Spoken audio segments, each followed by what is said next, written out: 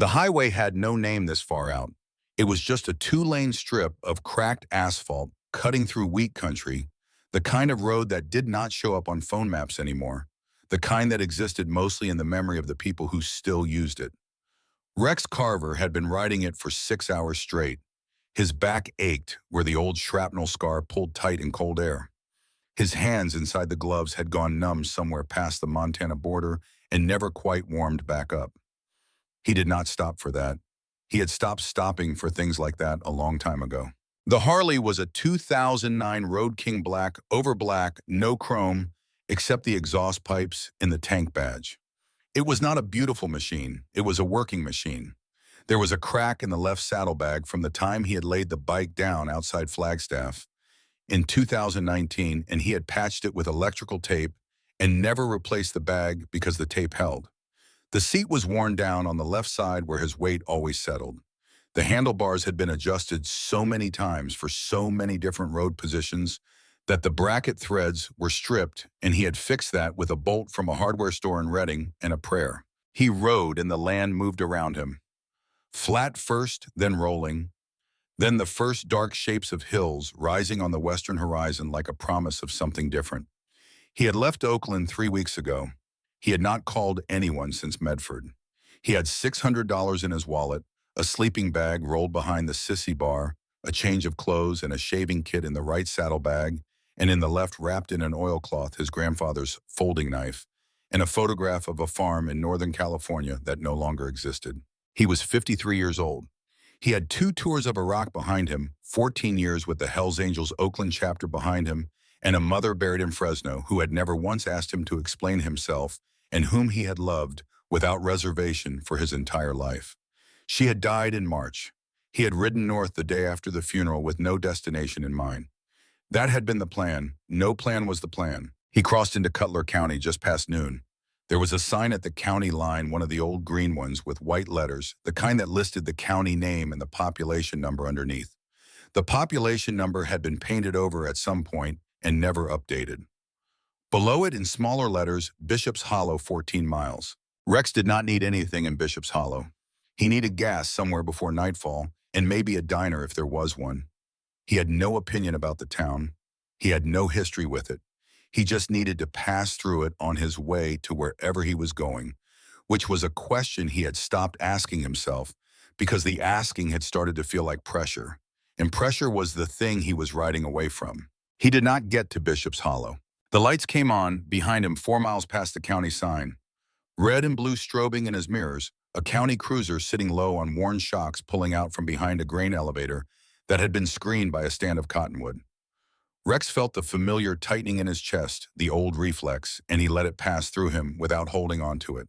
He signaled. He pulled to the shoulder. He cut the engine. He put both hands on the handlebars and kept them there. The cruiser sat behind him for a full 90 seconds before the door opened. Rex watched in his left mirror. The man who got out was broad somewhere in his early 50s, a tan uniform with a silver badge catching the afternoon sun.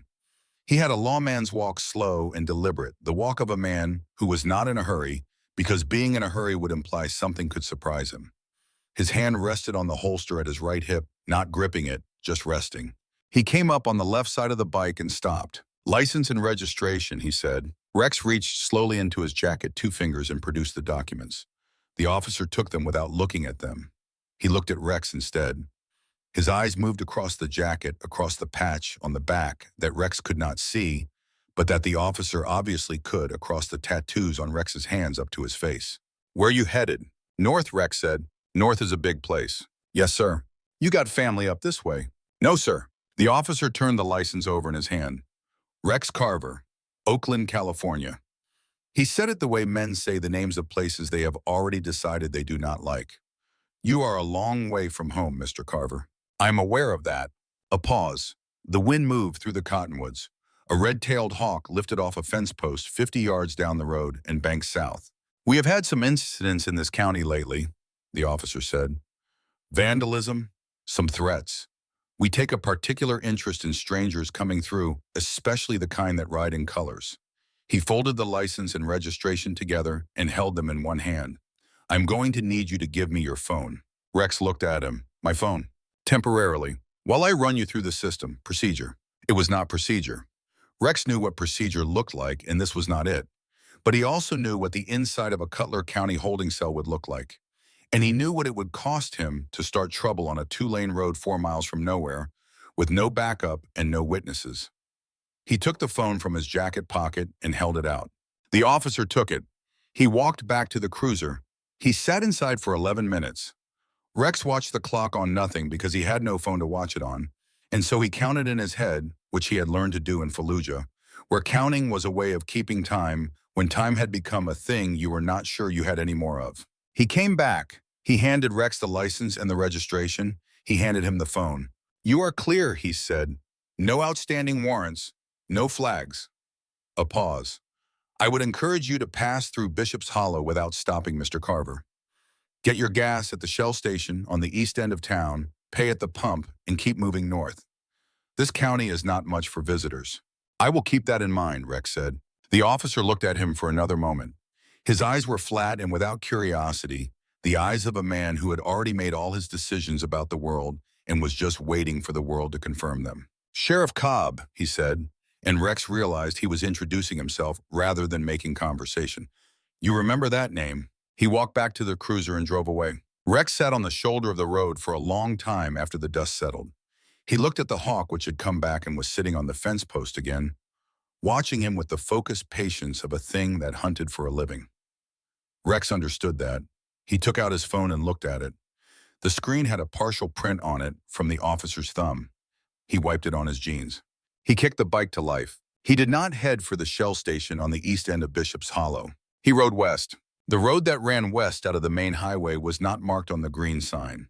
It was a county road, one of those numbered routes that only locals knew by number, and everyone else called by what was at the end of it. Rex found it because he was looking. He had been looking since the sheriff pulled him over, taking in the landscape the way he had been trained to take in landscapes, reading the ground for what it told you. What it told him was that there were farms out here, old ones, the kind with windbreaks of cottonwood and pine planted a generation ago, the kind with grain bins that had seen better decades, the kind with mailboxes sitting crooked at the end of long gravel drives because no one had straightened them since the posts rotted. He had grown up with farms like this. He knew what they looked like when they were healthy, and he knew what they looked like when something was wrong. Something was wrong here. He could see it in the way the fences ran with gaps that no working farmer would tolerate. He could see it in the way two of the farmsteads he passed had lights only in one or two windows, the minimal habitation of people hunkered down. He could see it in the driveway of the third place he passed, which had fresh tire tracks going in and out that were too wide to be a farm truck. The kind of wide that said commercial vehicle, the kind that came for business purposes, a farmer had not invited. He found the Briggs place at the end of a gravel road that wound through a stand of old-growth cottonwood before opening onto 40-odd acres of pasture and hayfield. The house was white once now, weathered to the color of old bone, 2 stories with a porch that wrapped around the front and the south side. There was a barn red with one section of roof that looked new against the older gray shingles on the rest of it. A chicken coop, a smokehouse with a hole punched through its side wall, the wood around the hole darker than the rest from weather no one had kept out. On the side of the barn, someone had spray painted a single word in black: "Sell." Rex stopped the bike at the gate. The gate was a cattle gate on a rolling wheel, and someone had been at the hinges with a crowbar. The repair was recent but incomplete, the post cracked through and the gate hanging at a slight angle. He sat on the idling bike and looked at the yard. A light was on in the kitchen. A curtain moved. He cut the engine. He put the kickstand down. He walked to the gate and put his hand on it and waited. The front door of the house opened. A woman came onto the porch. She was in her mid-70s, small frame but upright, wearing a house dress and a cardigan over it. Her hair was white and pulled back. Her hands shook slightly as she raised the shotgun to her shoulder. Behind her, a man appeared in the doorway. He was taller, or had been once. He walked with a cane, his left hip dropped lower than his right with each step. He was about the same age as the woman. He stopped just behind her right shoulder. Rex raised both hands slow. He did not speak. He let them look at him. "This is private property," the woman said. Her voice did not shake the way her hands did. "Yes, ma'am," Rex said. "I can see that. You work for Donovan." The name meant nothing to him yet. No, ma'am, I do not work for anyone. I am just a man on a road. We do not want whatever you are selling. I am not selling anything. He kept his hands where they were. He looked past her at the man with the cane, who was studying him with an expression Rex could not immediately read. Not fear, something that lived on the other side of fear, where fear had been present so long, it had worn a groove in you and settled in there permanently, and you had stopped calling it fear because it was just the weather now. I will leave if you want me to leave, Rex said. I will back up, turn the bike around, and ride out the way I came. You will never see me again. That is one option. The woman did not lower the gun.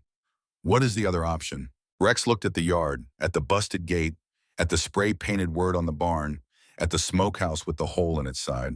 The other option is you let me fix that gate, he said, and we talk about what has been happening here. A long pause. The chickens made noise somewhere behind the coop. A breeze moved through the pasture grass. The man with the cane made a sound in his throat. He stepped forward and put his hand on the woman's arm very gently. She kept the gun up. Dot, the man said, just her name, nothing else. Dot Briggs looked at Rex Carver for a long time. She looked at his hand still raised. She looked at the road behind him, confirming he was alone. She looked at his face, which was a weathered face, not unkind, a face that had seen things but had not been made mean by them. She lowered the barrel. You eat, she said. Rex lowered his hands. I can eat, he said.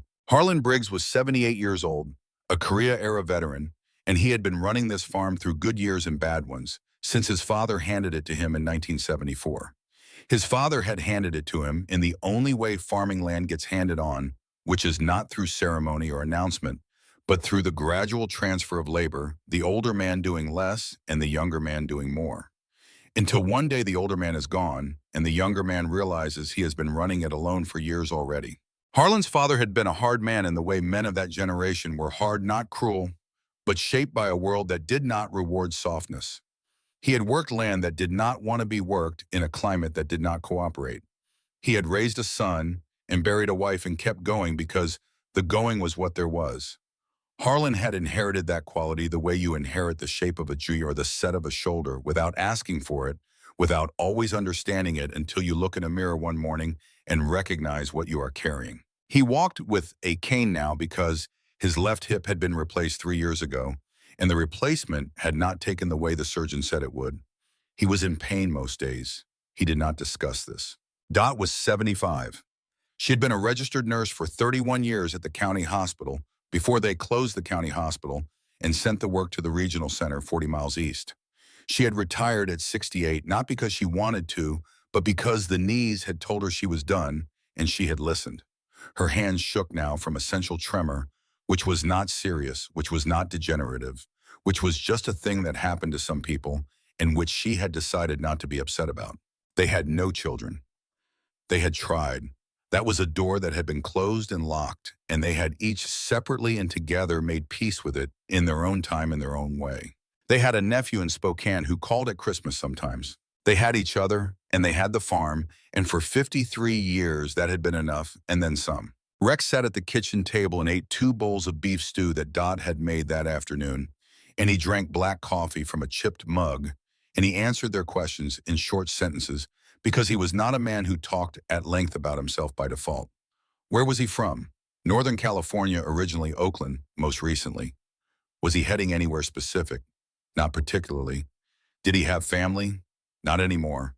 A brother who had died in Ramadi in 2006. A mother who had died in March. He watched them receive that last piece. Dot's expression shifted in the way it shifts for people who understand loss at a cellular level, who have absorbed enough of it that it no longer makes them flinch, but instead makes them go very still and very present with whoever is carrying it. I am sorry, she said. She was 71, Rex said. She was ready. She told me so. He looked at his coffee. I was not ready, but that is not her problem. Harlan cleared his throat. He had been watching Rex with a steady, unreadable expression since the porch. That a road king out there? Yes, sir. What year? '09. You do the motor work yourself. Some of it. A man I know in Oakland did the cylinders. Harlan nodded the way men nod when they are thinking about something they miss. I had a Triumph Bonneville in 1968. Best summer of my life. I sold it when Dot and I got married because she would not ride pillion, and I did not blame her. He glanced at Dot. I still think about that bike. You think about it every single week, Dot said. You have been thinking about it for 53 years. It was a good bike. It was, she said, and the way she said it told Rex that this was a conversation they had performed so many times it had become a kind of ceremony.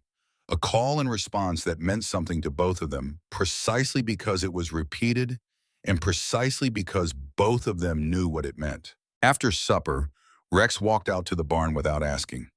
He climbed to the loft and unrolled his sleeping bag on a pile of hay and lay on his back in the dark and listened to the farm settle around him, the creak of old timber, the sound of a cow shifting in her stall below the wind in the eaves. He took off his jacket and folded it beside his pack. The patch on the back was face up in the dark. He could not see it, but he knew what it said. 14 years of his life, a code of loyalty that was absolute and a code of conduct that was complicated. He had not left. He had asked for time. There was a difference, and the difference mattered. He lay in the dark and thought about the word on the barn, sell. One word in black paint by someone who had come onto private property in the night and made a demand without asking. He had seen that word before, or versions of it. He had seen the logic behind it before too. Someone wanted something and the person who had it did not want to give it, and the someone had moved from asking to threatening, and the threatening had started small and was building towards something he already knew the shape of. He went to sleep with the jacket beside him and the sound of the wind in the eaves and did not dream. He was up before dawn. The pump in the yard was cold, and he washed his face and hands with the cold water and dried them on his jeans. He found a hammer and a coffee can full of nails on the porch railing, put there by someone who had meant to use them and then had not had the physical capacity to follow through. He fixed the gate in 40 minutes. Then he found a spool of chicken wire in the barn and patched the section of coop fencing that had rusted through. Then he carried 3 bales of hay from the loft to the ground floor because the baling hook on the loft pulley was broken and Harlan could not manage the stairs anymore. He was splitting wood in the yard when Dot came out with a cup of coffee and set it on the porch railing and stood there watching him with her arms folded. You have done farm work before, she said. Grew up on a farm in Shasta County, sheep mostly, some cattle. My grandfather ran it. What happened to it? He died. Bank took it. She was quiet for a moment. I am sorry. I was 19. I joined the Marines the next week. He set another log on the chopping block. Did not have anything else to do with myself. Dot studied him. You can stay in the barn as long as you need, she said finally. I appreciate that. Rex, he looked at her. My husband and I are old. We are not helpless. But we are old, and there are men in this county who have been making our lives difficult for the better part of a year. I want you to understand that before you decide to stay, because if you stay and they see you here, it will become their business. And I do not want to put that on a stranger. He looked at the gate he had fixed, at the barn with the spray-painted word, at the smokehouse with its battered wall. How long has this been going on, he said. 10 months. And before that, this was just a farm. She paused. A man named Wade Donovan came out last October. He runs a development company out of Spokane, big operation resort hotels, planned communities. He sat in my kitchen and drank my coffee and told us he wanted to buy the farm. He had an offer ready. We said no. He smiled and said he understood and he hoped we would reconsider. And then about 3 weeks later, the gate got broken. And you called the sheriff. We called the sheriff. She let a breath out through her nose. Sheriff Cobb is Wade Donovan's first cousin. You met Cobb on the road this morning, did you not? Rex looked at her. You saw that. I saw his cruiser on the shoulder from the upstairs window when I got up for water. I saw him pull you over. Rex thought about the flat eyes. The name offered like a warning. Yes, ma'am, I did. She nodded. Then you know something about how things work in this county. He did. I would like to stay a few more days, he said, if that is all right. It is all right, she said. She went inside. He finished splitting the wood. The days that followed were made of work. Rex was not a man who was comfortable with stillness under normal circumstances, and these were not normal circumstances. And so he worked from first light until the light was gone, and he used the work the way he always used it, as a form of thinking that did not require words. He re-roofed the east section of the barn with shingles he found stacked behind the smokehouse. He rebuilt the smokehouse wall from the inside cutting boards from a pile of rough lumber in the back of the equipment shed and fitting them over the hole with 8-penny nails in a speed square. He took the one cow, an aging Holstein named Patience, whom Dot had named herself, because the animal had earned it through 3 hard years. He took Patience to the vet in Bishop's Hollow because she was dropping her milk poorly, and Harlan rode with him in the truck, and on the way Harlan talked about the farm, the way men talk about the things they have given their lives to, with a mix of pride and grief and a kind of love that has no other word for it. The farm had been in the family since 1931. Harlan's grandfather had broken this ground. His father had taken it through the hard years and handed it to Harlan in 1974. 43 acres of pasture and hayfield water rights on 2 creeks that ran down from the hills to the north. The kind of water rights that had been negotiated and documented in the 1940s and were still valid. Harlan had never thought much about the water rights, except as something that came with the farm, a background thing, a given. "What does Donovan want with it?" Rex asked. Harlan looked out this truck window. "He wants to put up a resort community, 40-some units on a man-made pond. He is already building on the neighboring parcels. He got the Mosby place and the Hanson place and the Keller property in the last 2 years. What did he pay? A fraction. The Mosbys got $120,000 for property worth $500,000. The Hansons got even less." He paused. "I believe he had help convincing them." "What kind of help?" Harlan looked at him. "The kind with a badge." Rex drove and thought about that. "He offered us $200,000, Harlan said. "The farm is worth pushing $900,000 if you price it right. The water rights alone are worth $400,000, but that is not the point." "What is the point?" Harlan's hands settled on his cane. He looked at them for a moment, the old scarred hands of a man who had worked ground for 50 years. "My grandfather came to this valley with $30 in a team of draft horses and a wife who was 6 months pregnant and no place to be. He broke ground in November, which is the wrong time to break ground, and he built a shelter out of what he could cut from the timber on the North Hill, and they lived in that shelter through the winter. The baby came in January. Lived. My grandfather lived to see grandchildren. The $30 lasted 9 months, and then it was gone, and after that they lived on what the ground gave them." He stopped. He looked out the window at the passing fields. "That ground, this ground, I was born in the bedroom upstairs. Every memory I have is here. There is no number he can write on a check that buys what is not for sale." Rex nodded and drove. He understood that. He understood it the way you understand a thing that matches something in your own experience, a thing that does not need explanation because it lands in a place you already know, a place that was formed by someone else's hands and passed down to you without ceremony. They got Patience back to the farm by late afternoon. Harlan fed her himself, moving slowly with the cane, murmuring to the cow in the low voice of a man talking to something he has cared for so long that the caring has become a language of its own. Rex was repairing the water trough fitting in the barn when he found the box. He had pulled the wooden panel off the lower wall of the trough housing to get at the fitting, and behind the panel, set into a hollow in the stone foundation, was a metal box about the size of a shoebox. It was an old ammo box, military surplus olive drab, with a hasp closure and a small padlock that had rusted completely through. Rex sat back on his heels and looked at it. He lifted it out. It was lighter than he expected. He set it on the barn floor and turned it over in his hands. The metal was cold and slightly damp from the stone. On the lid, scratched into the paint with something sharp, were 3 lines of text cut deep. "For whoever stays after us, do not open until we are gone. H.B. 1983. Rex sat very still with the box in his hands. H.B. Harlan Briggs. The farm had come to Harlan in 1974. The box was dated 1983, which meant a younger Harlan, already the one whose name was on the deed, had put this here himself, or Harlan's father had put it here after the handover. Either way, someone had prepared for a future they could not see in the way of people who understand that preparation is one of the few acts of love that survives the lover. Rex replaced the panel. He carried the box up to the loft and set it beside his sleeping bag. He looked at it for a long time in the failing afternoon light. He did not open it. Not yet.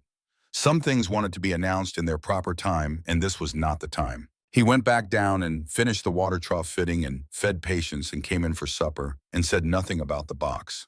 The men came on a Tuesday. Rex had been on the farm 9 days. He was running fence wire along the road when the black crew cab pickup slowed and pulled onto the shoulder 20 yards behind him.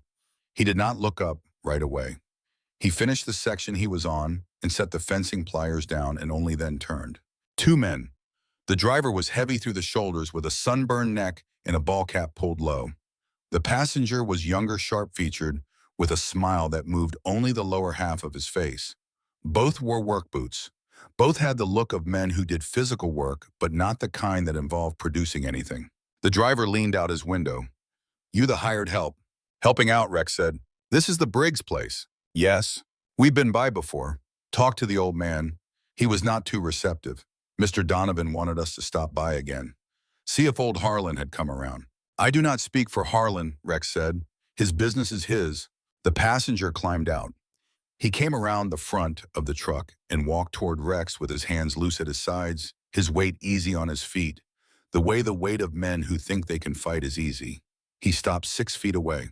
"Who are you?" he said. "Rex." "Rex what?" "Just Rex." The man looked at him the way men look when they are doing a calculation and the answer is coming up in their favor. He looked at the jacket. He looked at the tattoos on the backs of Rex's hands. He did not see the patch. The patch was facing away from him.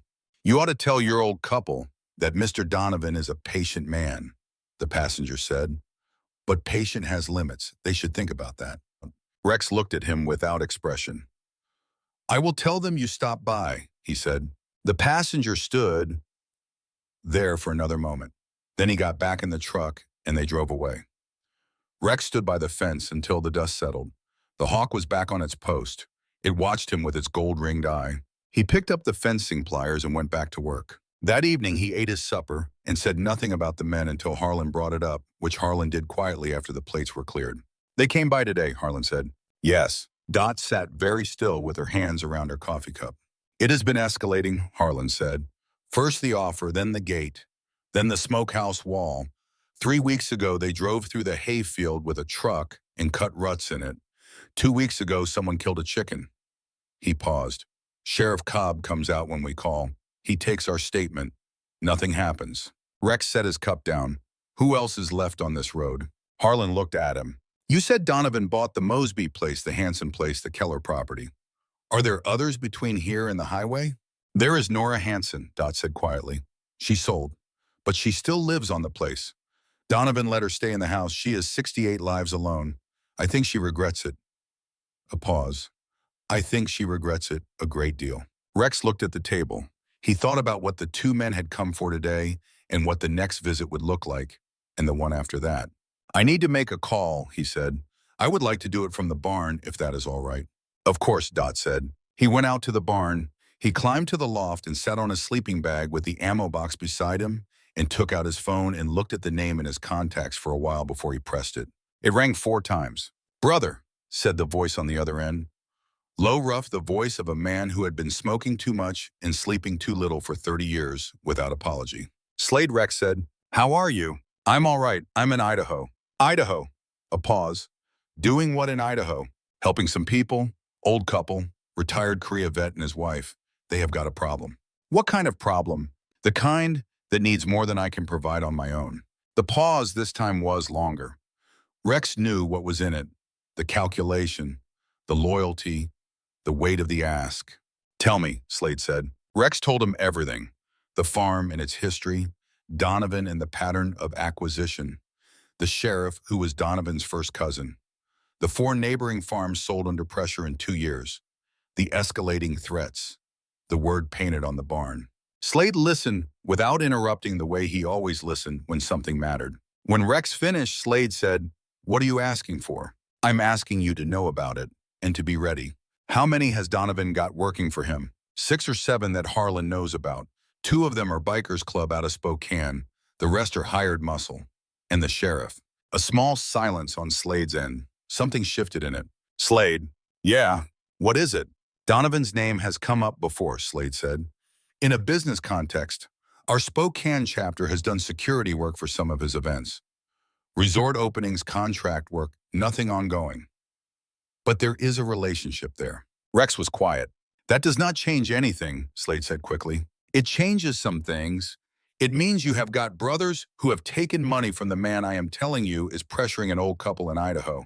Taken money for legitimate work, not for this." "I know the difference," Rex said. "I am saying the men you would be calling might know the difference less cleanly than you do."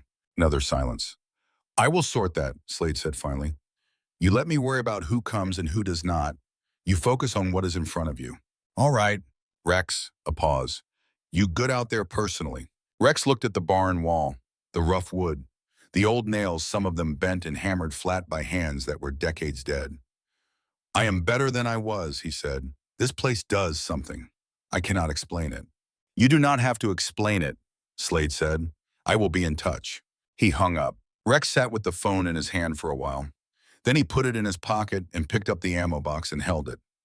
The scratched letters on the lid caught the last light from the hayloft door. He set it down without opening it. Not yet. The morning after he arrived, before Dot came out with the coffee, Rex walked the perimeter of the farm alone. He did it the way he had walked patrol in Fallujah, methodical, reading the ground, not for threats in the immediate sense, but for information, because information was what you read a place for before you could understand it fully. The south fence needed the most work. Not just the section he had already noted near the road, but the full quarter-mile run along the property's lower boundary, where the posts had heaved in freeze-thaw cycles over what looked like several hard winters. The wire was intact, but sagging between the posts, and sagging wire was an invitation to whatever wanted in. The creek that ran along the north edge of the property was clear in cold snowmelt, still coming down from the hills even in October. It ran between mossy banks, cutting a channel through the pasture that seasonal flooding had widened over decades. Someone had built a rough timber crossing over it at the north gate, just two heavy beams and some planking, and two of the planks had rotted through. He noted that. The equipment shed held a tractor that had not run in 2 seasons by the look of it, an old Ford utility model with a corroded battery terminal and a gunked fuel filter. There was a hay baler with a shear bolt that had gone and not been replaced.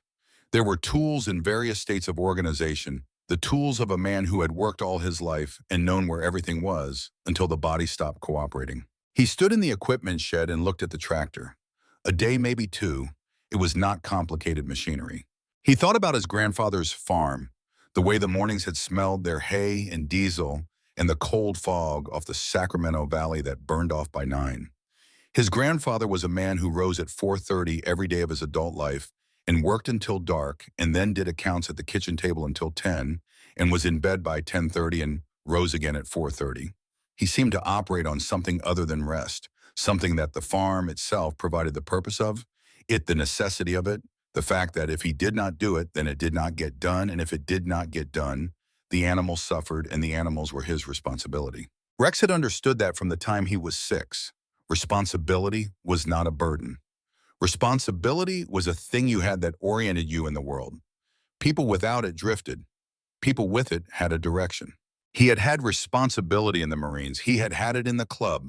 He had had it right up until March when his mother died, and he had stood in the funeral home in Fresno and looked at her face and understood for the first time since his grandfather died that the person who had always been there, always been a fixed point, was gone.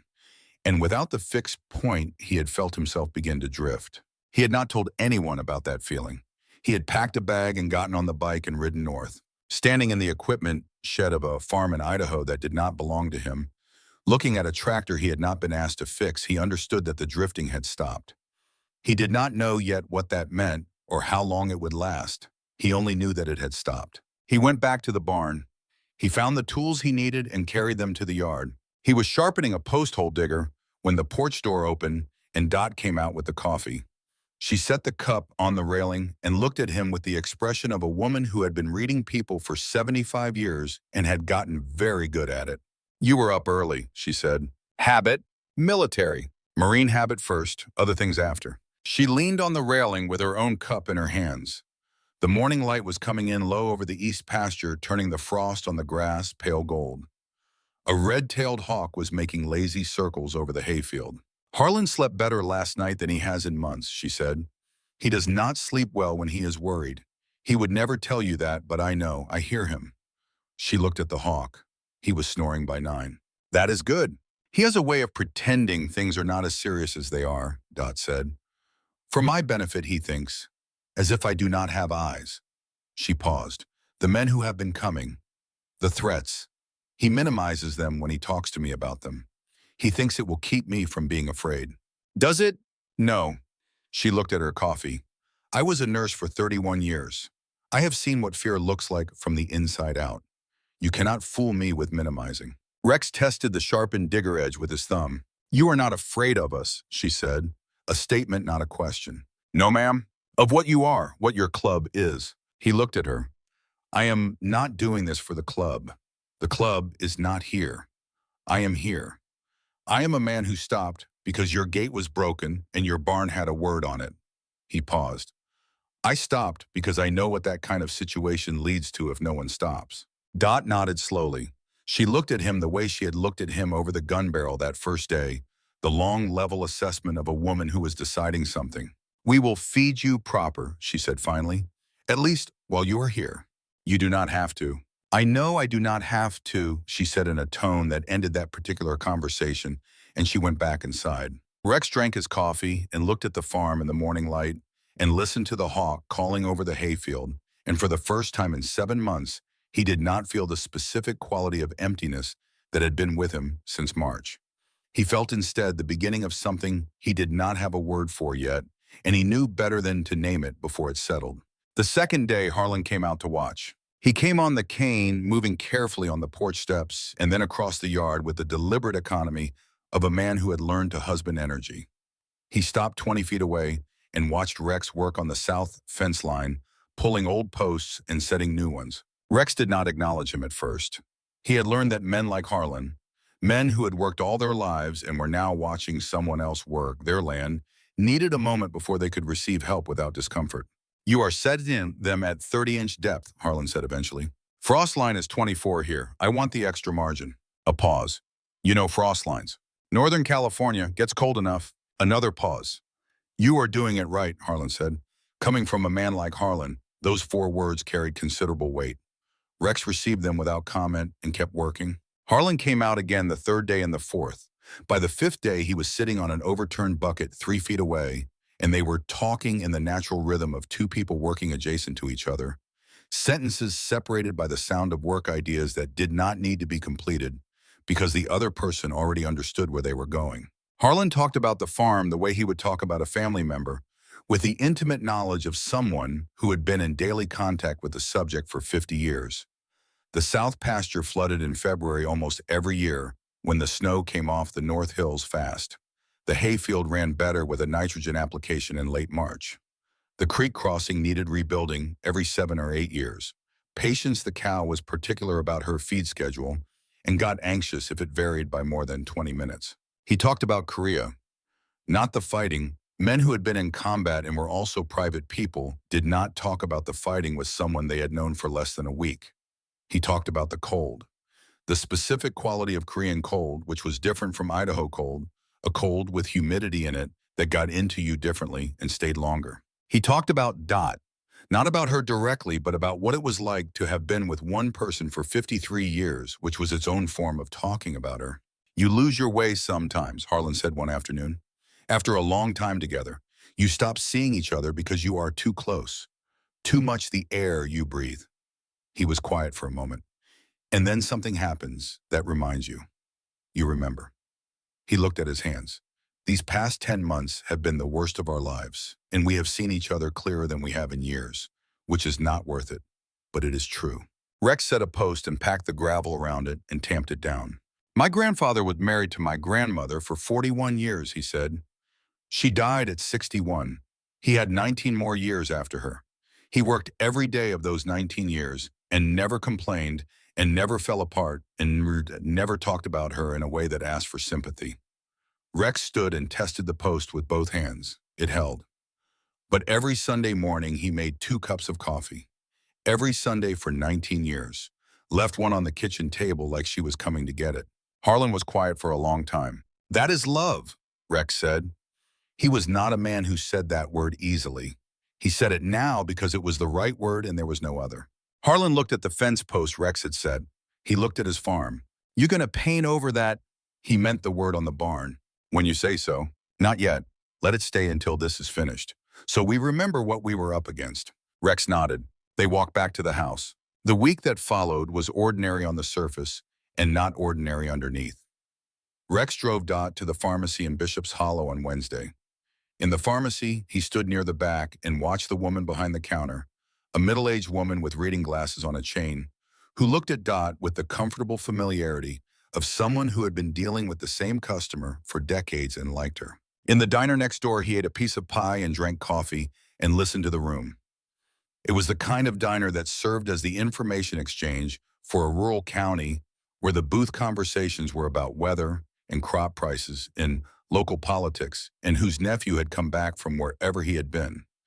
Rex had learned long ago that a man in a diner who ate quietly and did not draw attention could absorb a county's worth of information in an hour. He heard the name Donovan twice, once in reference to the resort project spoken with the careful neutrality of people who had a financial relationship with whoever they were discussing. Once in a lower voice between two men Rex could not see from his booth, one of whom said, "Those Briggs people will not hold out much longer." And the other responded with something Rex could not hear, and the first said, "Cobb will make sure of it." Rex put a $5 tip on a $4 coffee and walked out. That afternoon, he was fixing a drainage channel behind the hayfield when he saw a woman come through the fence line from the neighboring property. She was in her late 60s, thin, wearing a ranch jacket over a flannel shirt, her gray hair in a braid. She walked carefully, watching the uneven ground. When she saw Rex, she stopped. "You are the one staying at the Briggs place," she said. "That is right. I am Nora Hanson." She paused, and the pause held the weight of something. "I sold the Hanson place to Donovan last year." The way she said it was the way people say things they cannot stop saying and cannot start forgiving themselves for. "Ma'am," Rex said. She came through the fence and stood near him. She looked at the drainage channel, then at the hills to the north, then back at Rex. "There is something you should know," she said, "about why Donovan really wants this particular property." Rex set down the shovel. "I had a man come by last month," she said. "A surveyor," he said, "just doing routine work. Donovan had hired him to survey the Hanson property for the development plan. But I watched where he went. He did not survey the property. He went to the north fence line, right where my land borders the Briggs land, and he spent 3 hours at the creek head." Rex looked at the hills. The two creeks that came down from the north ran through the Briggs property first. "I did some asking," Nora said. "Discreet asking through a friend whose son works in agriculture law in Boise." She paused. "There is a consortium, a private agricultural water company. They buy water rights and sell them to large-scale irrigation operations. They have been active in this part of Idaho for 2 years, buying up water rights that come with old homestead deeds, the kind that go back to the 1940s. She looked at Rex steadily. "The kind the Briggs land has." Rex went still inside. "The development project," he said, "the resort community. May be real," Nora said. "Maybe a cover, or both. But the water rights are what he is really after. I think my land was a step toward the Briggs land specifically. The creeks run through the Briggs property first. If you control those water rights, you control the source." Rex looked at the creek, clear water over gray stone. "How much are the water rights worth?" he said. "If someone sold them to this consortium." Nora looked at her hands. "My friend said conservatively the going rate for senior water rights on 2 creek heads in this area would be possibly $3 million. Rex stood very still. "Harlan has no idea," he said. "No, Harlan thinks he is sitting on $900,000 worth of land. He is actually sitting on $4 million of land and water. And Donovan has known it from the beginning. And Donovan has been paying this county $150,000 a year in resort development fees, which goes a long way toward explaining why the local sheriff is cooperative." Rex looked at the hills. He thought about the box in the barn loft. He thought about Harlan's grandfather coming west with $30. He thought about Slade's careful pause on the phone. "Mrs. Hanson," he said. Nora, you should be careful if Donovan thinks you have been talking to anyone about this." "I know," she said. She pulled back the cuff of her ranch jacket. On her forearm, fading now but clear, was a bruise in the shape of a hand. "I think he already does." Rex looked at the bruise. He looked at her face, which was steady in the way of women who have been frightened long enough that steadiness has become a survival mechanism. "When did that happen?" he said. 4 days ago. One of his men. He said it was a reminder to stay quiet." She pulled the cuff back down. "I sold my land for a fifth of its worth because they made me afraid, and I was alone and I did not know what else to do. I have regretted it every morning since." She looked at Rex. "I know what you are. I saw the jacket the first day you got here. I know what club. I know what it means." She paused. "I am asking you anyway. Help them, whatever it takes. Help them keep what is theirs." Rex looked at the creek. I'm already planning on it, he said. She nodded once. She went back through the fence and disappeared into the tree line, and Rex watched her go and thought about the bruise on her forearm and the steadiness of her voice and the years of regret she was carrying as casually as a ranch jacket. He picked up the shovel. He went back to work. That night he climbed to the loft and sat beside the ammo box and thought about what Nora Hansen had told him.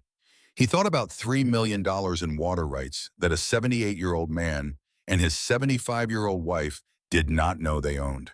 He thought about the surveyor at the creek head. He thought about Sheriff Cobb and the development fees and the flat eyes and the name offered like a warning on a county road. He put his hand on the ammo box lid. The metal was cold.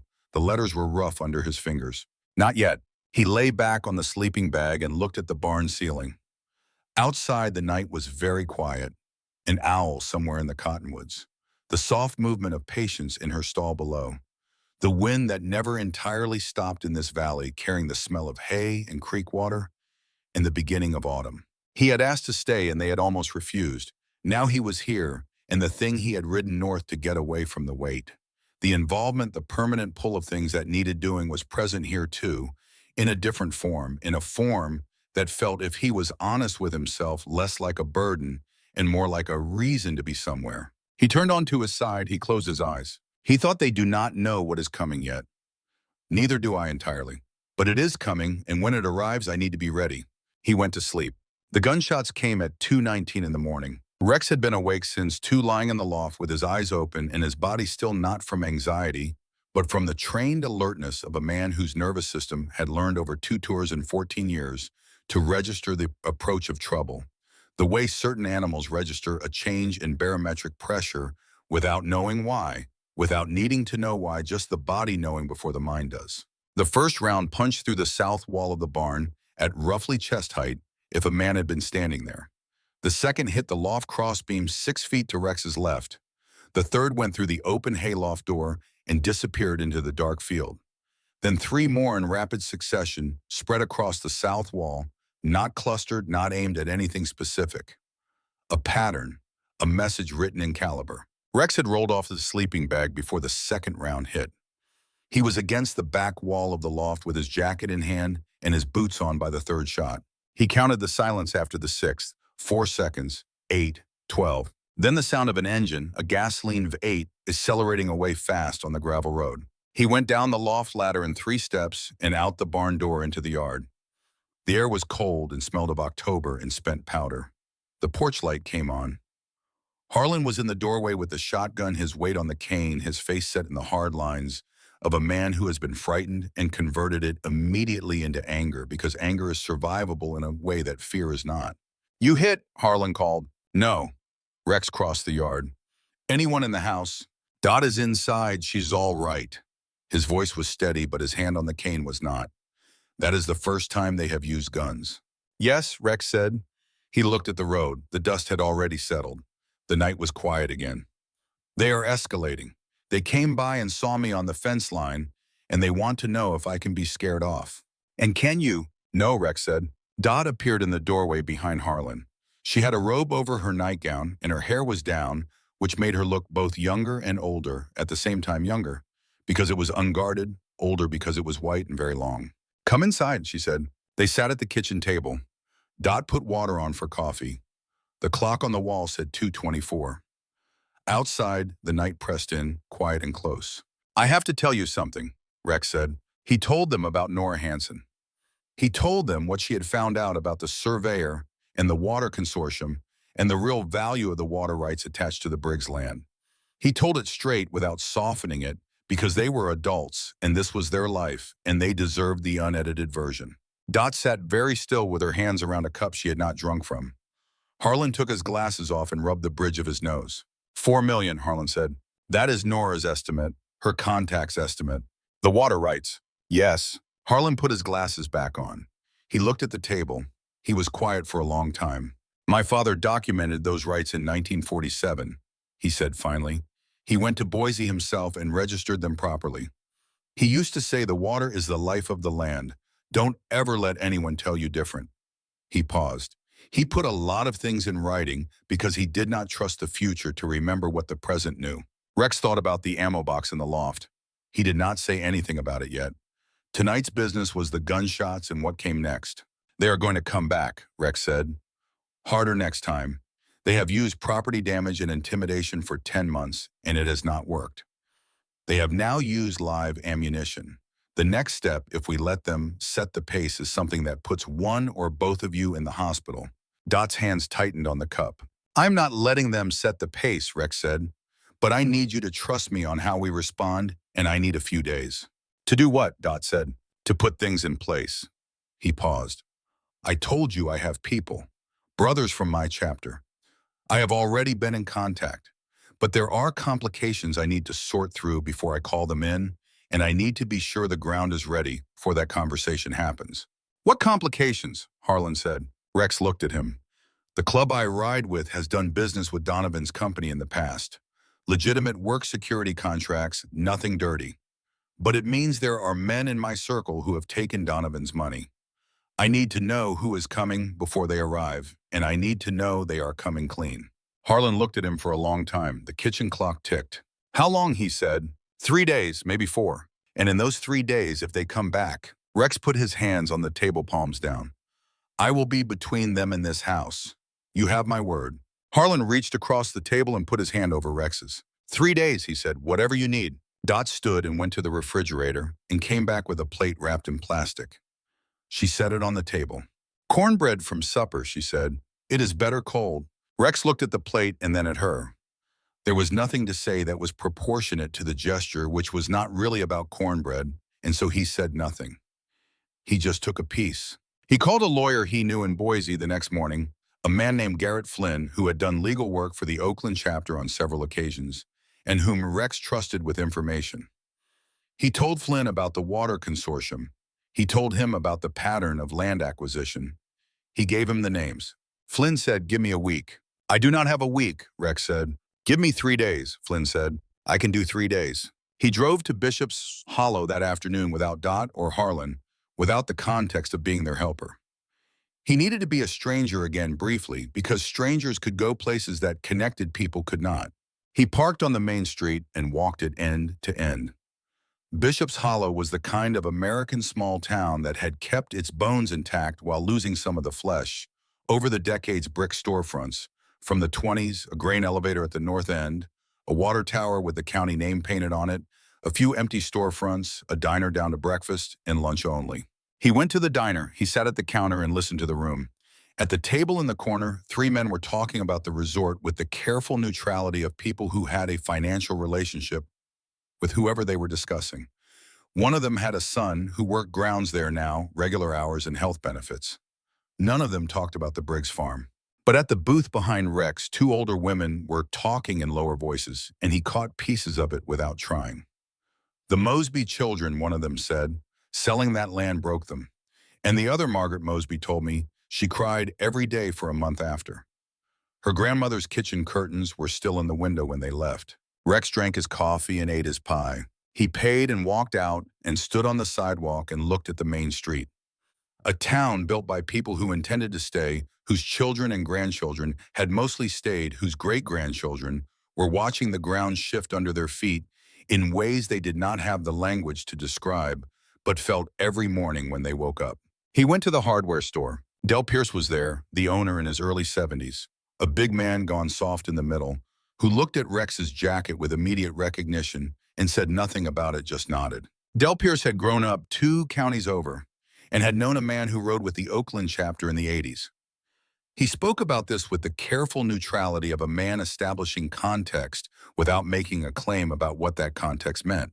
Donovan runs the resort, right? Del said, arranging bolts on a display rack. Good management, good staff, he pays on time. Nobody has a complaint about how he runs the business end. Just how he built it, Rex said. Del was quiet for a moment. Just how he acquired the land for it, which is not the same thing as the business itself, but is also not nothing. He set a bolt in the wrong hole, notice moved it. My family has been in this county for 4 generations. I know every family that's sold in the last 2 years. The Mosbys were my wife's cousin's family. Good people, careful people, people who did not make decisions like that lightly. They did not sell because they wanted to. Rex looked at the display rack. If someone were going to do something about that, if someone were going to need people in this county to be willing to be visible, to be in a place at a specific time, Dell kept arranging bolts. People would need to know the time and place, Dell said. They would, and they would need to know it would matter, that the legal piece was in place, that the people who live here being visible was not just symbolic. You let me know, Dell said. Rex bought a bag of 16-penny nails. He paid cash. He drove back to the farm. That evening, Harlan asked him at the kitchen table after supper about the club. He asked it the way men ask about things they have been thinking about all day but have been waiting for the right moment. The Hells Angels, Harlan said. I know what most people think they are. Most people know the 1%, Rex said. The criminal element. It is real. I will not pretend it is not. There are chapters and individuals who have done things I do not defend. And you, Rex looked at his coffee. I have been in places I am not proud of. I have looked the other way at things I should have looked at directly. I have also ridden 600 miles to sit in a hospital waiting room for a brother who had nowhere else. I have also pulled people out of situations where they needed help and the system that was supposed to help them had decided it had other priorities. He paused. It is not a simple answer. Nothing is, Harlan said. I was in Korea at 19. I have been trying to give simple answers about that for 60 years. The answers are never simple. The experience is real. The complexity is real. The men I was with are real. He looked at Rex. A man is not his organization. He is himself inside his organization, which is a different thing. Rex looked at him. I was United States Army, Harlan said. The Army has done things I do not defend. The men in my unit were the men in my unit. You understand the distinction. Yes, Rex said. Harlan picked up his coffee. I am glad you stopped, he said. Whatever happens, whatever comes next, I am glad you stopped at that gate. Rex did not say anything. He did not need to. On the third night, Harlan's heart trouble began. Rex was in the barn when he heard Dot call his name. Not a shout, not a scream, the particular tone of someone controlling their voice with effort because losing control of it was not an option they would allow themselves. He was at the house in 30 seconds. Harlan was in the kitchen, seated his color wrong, a gray-yellow undertone beneath his normal weathered brown.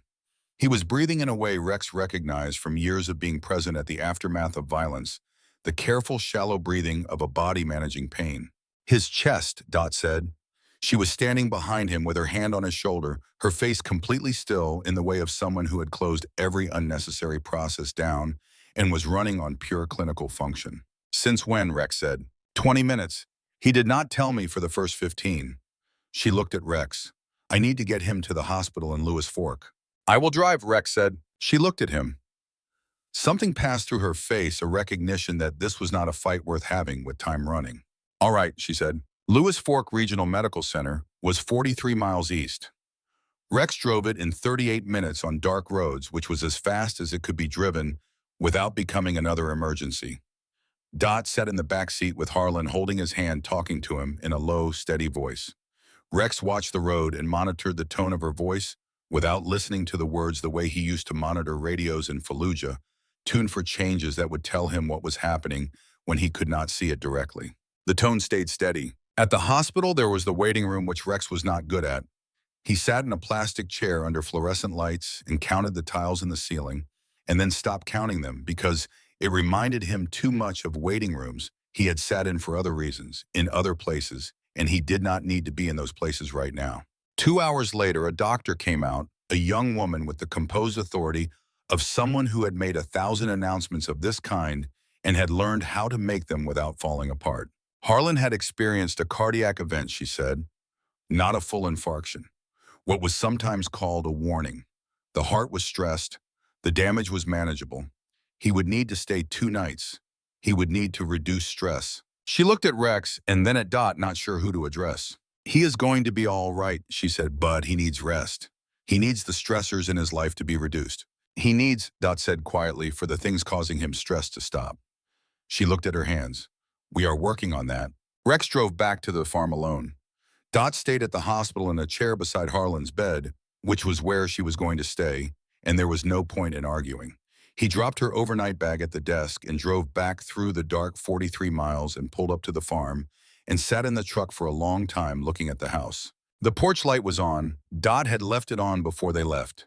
It made the yard look inhabited, which it was technically just not by either of the people who had built their life here. Rex went into the house. He moved through the kitchen, turned the stove light on low. The kitchen was old but clean, the kind of clean that is the result of decades of habit. Everything in its place out of love for the place.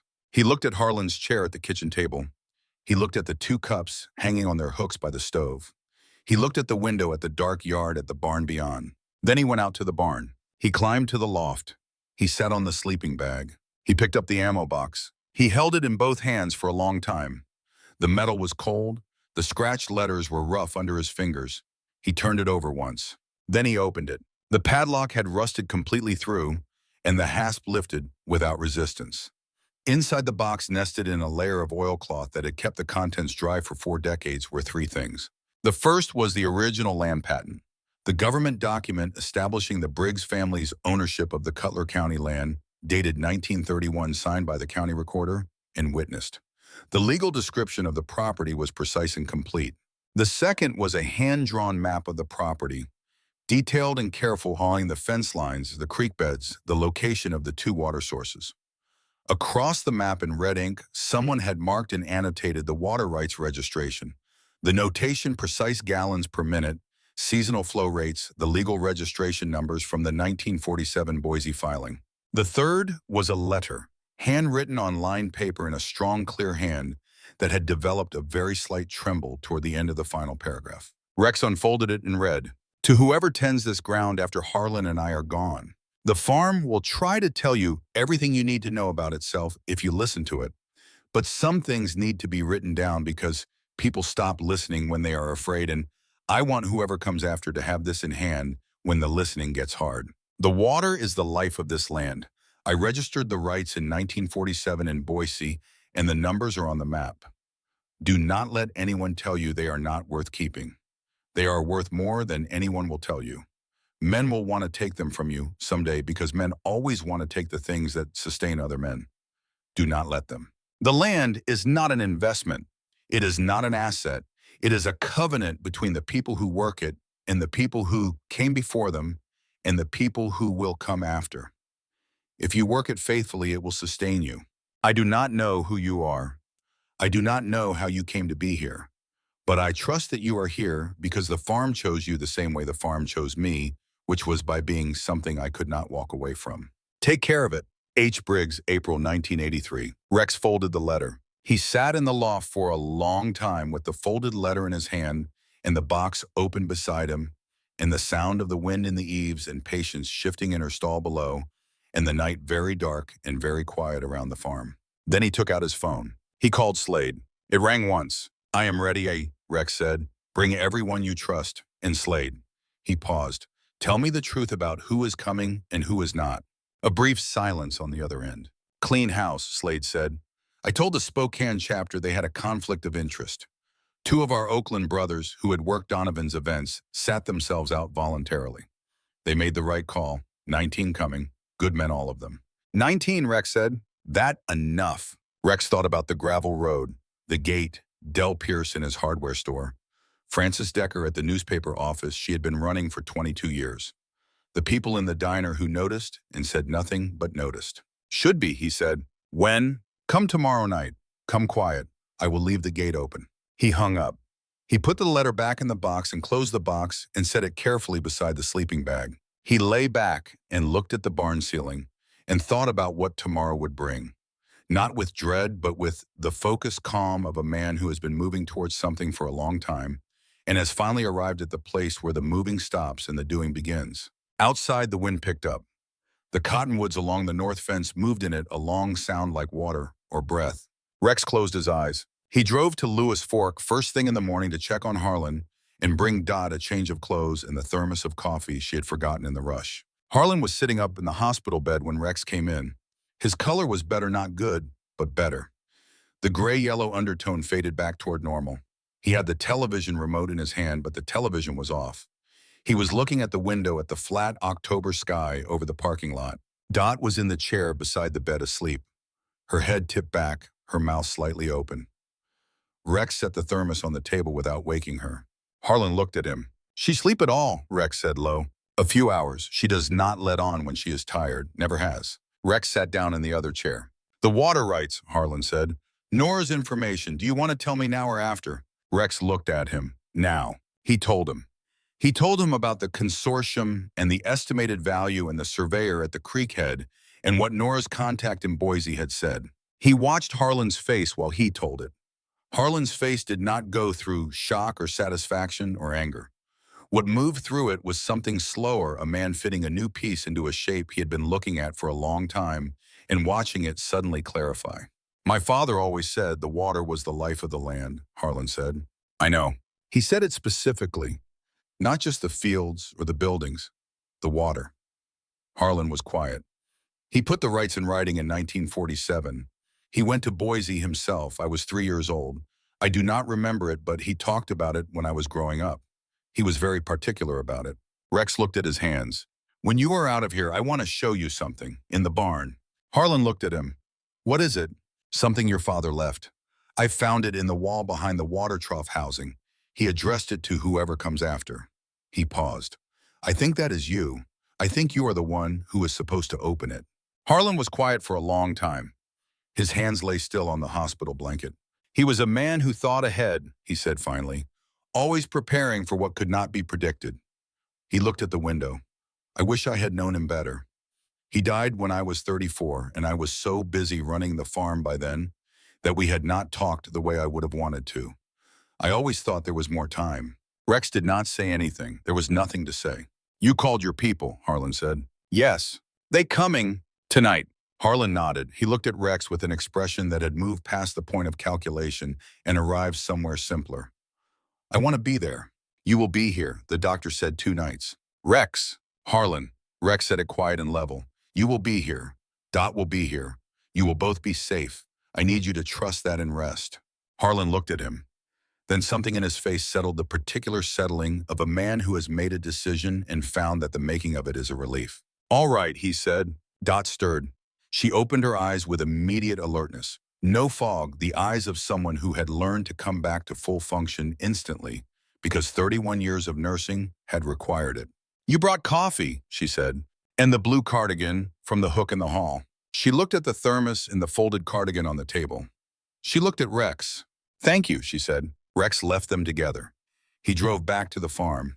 The 19 men arrived that evening in 2 groups staggered by 40 minutes to avoid drawing attention on the main road. They came in without headlights on the gravel section, cutting them at the cottonwood stand, which Rex had not told them to do, but which he was not surprised they knew to do. He was at the gate when the first group pulled in, 9 bikes running dark, the sound of them deep and steady in the October night. They killed the engines one by one and the silence came back around them. Slade was on the lead bike. He was 58 years old, built like something that had been compressed over decades into a smaller, denser version of itself, dark-bearded and broad through the shoulders. He wore the Oakland patch. He got off the bike and walked to Rex and embraced him the way brothers embrace one arm, hard brief. He stepped back and looked at Rex in the dark. You look better, Slade said. Then what? Then march. Rex did not have anything to say to that. Slade was probably right. The second group arrived 40 minutes later. 10 more bikes. The yard, which had seemed large in the emptiness of the farm's recent life, was now dense with parked machines and men moving carefully in the dark to avoid knocking anything over. They were quiet. This was the thing civilians never understood, Rex had always thought. The movies made it noise and chaos. The reality was men who had spent years learning when to be loud and when to be something else entirely. When something mattered, they went quiet. They were quiet now. Rex gave them the situation in the same flat language he had used with Slade on the phone. He told them about Donovan and the water rights and the sheriff and the pattern of acquisition. He told them about the gunshots, about Harlan's cardiac event, about Nora Hansen's bruised arm. He told them about Flynn, the lawyer in Boise, and Del Pierce at the hardware store, and Francis Decker, who had been running the Bishop's Hollow weekly paper for 22 years, and who was waiting for documentation she could print. When he was done, Slade said, "What do you need from us tonight?" "Tonight, nothing. They do not know you are here. I want to keep it that way until Donovan makes his move. When he comes, I want him to see what he is up against before he does anything stupid. I want him to have the option to back down. And if he does not take it," said a voice from the back, A man Rex knew from 10 years of riding together, a man called Bishop, who was 6'4" and had hands like the flat ends of shovels. Then we handle what we have to handle, but not first. Bishop nodded. That was enough. They camped in the lower pasture. 3 fire rings of stone they built themselves, food from the saddlebags, quiet voices, and the smell of wood smoke in October. Rex walked the perimeter twice. Then he sat with Slade at the farthest fire, and they talked for a while about nothing important, and then about some things that were. The two who sat themselves out, Rex said, Garcia and Tully. They made the right call, Slade said. Were they pressured? They were told what the situation was and given the choice. Garcia said he felt he had a conflict because he had taken Donovan's money. Tully said the same. They are not wrong. I respect it. Rex nodded. I should call them when this is over. You should, Slade or Rex said. I want to tell you something. I was not trying to go around the club on this. This is not about the patch. It is about 2 old people who are doing nothing wrong and someone trying to take what is theirs. Rex, Slade said, I know all that. I have known you 15 years. He looked at the fire. I came because it was right. That is the whole of it. The night moved into the territory of waiting, which was its own form of work. Rex stayed awake. He sat in the barn loft with the ammo box beside him and thought about everything that was in motion. Flynn had called that afternoon with an update. Bank transfers between Donovan's shell company and an account registered to Cobb's wife's maiden name. A paper trail on the water consortium that led back to Donovan's development company as a silent partner. Copies of the original purchase agreements from the 3 families with the coercion documented through communications Flynn had obtained through channels he did not name. It is enough for the state attorney's office, Flynn said. I have already sent a package. This will not stop him today. It will stop him eventually, but the legal process takes time. I know, Rex said. That is why I need the rest of it in place first. He had called Frances Decker.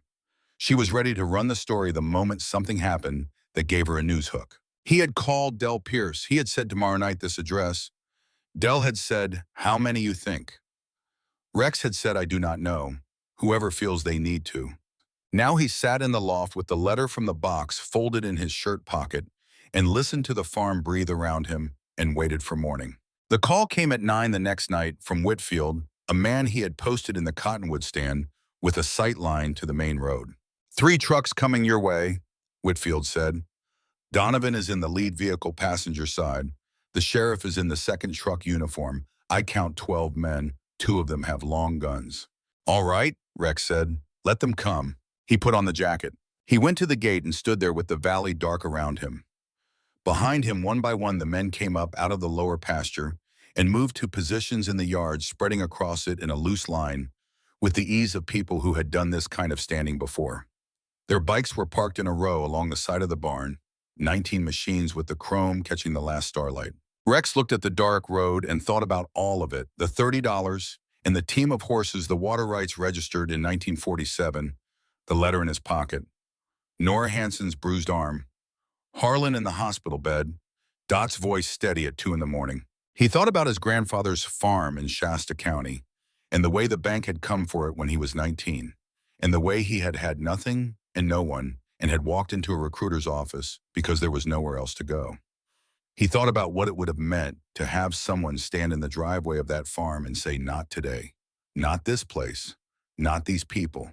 The trucks came down the gravel road with their headlights on. They stopped at the gate. Wade Donovan stepped out of the passenger side of the lead truck. He was what Rex had expected, well-built late 50s, expensive clothes worn in a way that was meant to look casual, a man who had traded in projecting authority for so long that he had forgotten how to project anything else. He had the kind of face that had been handsome in youth and had aged into something harder and less pleasant, the face of a man who had gotten what he wanted enough times that the not getting had become genuinely incomprehensible to him. He looked at Rex. He looked at the jacket. His eyes went past Rex to the yard, and what he saw there was not what he had expected. He had expected a single man possibly holding something, possibly posturing.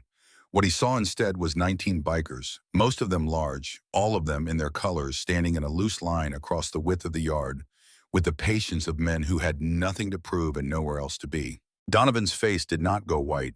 He was too practiced for that. But something shifted in it. Who the hell are you people, he said. This is private property, Rex said. You have been told that. I am here to talk to Harlan Briggs. Harlan Briggs is in the hospital because your activities gave him a cardiac event. You are talking to me. Donovan looked at Rex with the flat assessment of a man recalculating. You are a trespasser, he said. The Briggs do not know you. The Briggs know me fine, Rex said. You will not make this about me. I will have you arrested for... You will have Sheriff Cobb arrest me, Rex said. The same Sheriff Cobb who has been coordinating with your development company on property acquisitions. The same arrangement that has already been documented and sent to the state attorney's office in Boise, along with bank records linking Cobb's household to your shell company. The state attorney's office confirmed receipt this morning. He paused. The Seattle Times has a copy. So does the Idaho Falls Post-Register. Francis Decker at the Bishop's Hollow paper is holding a story that runs Monday with or without your comment. Donovan stared at him. You are bluffing, he said. From behind Donovan's trucks from the road in the darkness beyond it, a different sound began. Not motorcycles, something else. Rex heard it before Donovan did and watched the moment the man heard it too. Watched his head turn toward the road behind him. They came on foot and in pickup trucks. They had parked on the main road. They came across the fields on foot in the October night. They were perhaps 30 of them, the people of Cutler County, and they came to a stop on the road behind Donovan's 3 trucks. Del Pierce was at the front of the group with his hands in his jacket pockets. Behind him stood men Rex recognized from the diner, the hardware store, the feed supply. The woman from the pharmacy who had looked at Dot with the familiarity of long acquaintance. The doctor from Lewis Fork Hospital who had driven 40 miles on a night when she did not have to. And in the group, her arm in a sling, her face composed and deliberate, Nora Hansen. Donovan looked at the people behind his trucks. He looked at the bikers in the yard. He looked at Rex. This is theater, he said. His voice had lost something, not the authority, something underneath the authority, the certainty that the authority was warranted. No, Rex said. This is your county. These are your neighbors. They know what you have done. They are here because some things need to be said out loud in front of other people in the place where they happened. In the second truck, Sheriff Cobb opened his door and got out. He was not exactly in uniform. He had the clothes on, but the badge was not on his shirt. And Rex noticed that the badge's absence was not an accident. It was a decision already made, an act of distancing already in progress. Wade, Cobb said. Donovan did not look at him. Wade, louder. I heard you, Donovan said. Cobb looked at the faces watching him. The bikers in the yard and the county people on the road. The faces of people who had noticed and said nothing for a long time and were now done saying nothing. He looked at his cousin, whom he had been enabling and enabling and enabling because the money was real, and the ask had seemed manageable until it was not. I am done, Cobb said. Donovan turned to look at him. I am done, Cobb said again. He sounded like a man who had been waiting to say those words for a long time and was saying them now not out of courage, but out of simple exhaustion. The exhaustion of a man who has been carrying something heavy long enough that dropping it becomes a relief regardless of what it costs him. He walked away from the trucks. He walked past the county people who made room for him without speaking. He kept walking down the gravel road toward the highway. Rex watched him go. Donovan stood alone at the front of his lead truck. The men he had brought were still in the vehicles, and Rex could see the calculation in them, the moment when several of them decided the calculation did not favor getting out. The 2 men with long guns had set the guns across the back seats and put their hands in visible places. You want to walk away from this county, Rex said. With what is left of your options intact, you will do 3 things. You will make full restitution to the Mosby family, the Hansen family, and the Keller family. Fair market value documented with interest. Your lawyer will hear from Flynn and Associates in Boise this week. The second thing is you will withdraw from any pending action against the Briggs property and sign a document confirming no further interest in these water rights. The third thing is you will do it before the state attorney's office and the FBI field office in Spokane get far enough along in their investigation to make the first 2 things no longer available to you. He paused. Your lawyer will tell you this is the reasonable offer. I am not your lawyer. I am just telling you what is true. Donovan looked at him for a long time. He looked at the people of his county standing behind his trucks. He looked at the bikers standing across the yard in the dark, with the patience of men who had nothing to prove, and had not moved, and had not spoken, and had let their presence say everything that needed to be said. He looked at Rex Carver, who looked back at him with the level patience of a man who had nothing in particular to be afraid of and had not had anything to be afraid of for a very long time. "Get in the truck," Donovan said to his driver. His voice had the flat sound of a man who has arrived at the end of something. He got in the passenger side, the door closed. The trucks turned around in the gravel, slowly without drama, and they drove back down the road toward the highway, and the people of Cutler County watched them go, and the bikers watched them go, and Rex stood at the gate and watched the dust settle in the retreating headlight beams until the lights were gone and the road was dark and the only sound left was the creek coming down from the North Hills, running steady and cold and indifferent to all of it. Del Pierce walked up and stood beside him at the gate. They looked at the dark road together. "All right," Del said. "All right," Rex said. The people went home. The bikers came back from their positions and stood in the yard, and someone started a fire in the stone ring down in the lower pasture, and the night moved into the territory of aftermath, which always felt larger and quieter than the thing it came after. Slade appeared at Rex's shoulder. "You good?" Slade said. "I am good." "That is twice you have said that tonight." Both times were true. Slade looked at the house. The kitchen light was on. Through the window, Rex could see Dot moving, and beyond her at the table, Harlan's familiar silhouette. He had not stayed inside exactly. He had come to the window. He had watched from there because staying inside completely would have required a kind of surrender that was not in his nature, and all of them had understood that without discussing it. "You are staying," Slade said. "Not a question." "Yes." Slade put his hand on Rex's shoulder once briefly. "Good," he said, and went back to the fire. Nora Hanson was the last of the county people to leave. She came to the gate before she went and stood beside Rex, and they looked at the road together. "It is not over," she said. "The legal part, it will take months." "I know. Donovan has good lawyers. Flynn is better, and the documentation is solid. And there is a journalist at the Seattle Times who has been waiting for a story like this for 3 years." She nodded. She looked at the road. "I should have stood up a year ago when he first came to me, when I still had the land." Rex looked at her. "You were alone," he said, "and you were afraid. That is not failure. That is being human." "I should have, Nora." He said it gently. "The land is still there. It is still the Hanson land to everyone who knows this county. A deed is a piece of paper. What happened on that land, what your family made of it, what it meant, that does not transfer with the title." She looked at him. "Flynn says the acquisition method may be legally challengeable. If the coercion can be proven, which it can, the original sale may not hold. He said it is worth pursuing. He is pursuing it." She was quiet for a moment. The county people's trucks were gone now, their taillights disappearing around the Cottonwood Bend. "What are you?" she said. Not the way people said it about his club. The other way. The way people said it when they had witnessed something they did not have a category for. "Just a man who stopped," Rex said. She looked at him a moment longer. Then she nodded and walked to her truck and drove away. Rex went back to the fire where Slade was sitting. "She is tough," Slade said. "She is. The old couple is tougher." "Yes." Slade poked at the fire. Sparks rose and drifted sideways in the October air. "You know this is not fully done," he said. "Donovan will lawyer up. Cobb will make a deal. The legal process will grind." "I know. You are still staying." "Yes." Slade looked at the fire. "I want to tell you something, and I want you to hear it without arguing." Rex looked at him. "When your mother died, you left. You rode north without telling anyone where you were going or when you would be back. You went off grid. I understood it. Grief needs room. But I was worried." He paused. "I am not a man who worries easily. You know that." "I know that. You look like a man who might not find his way back.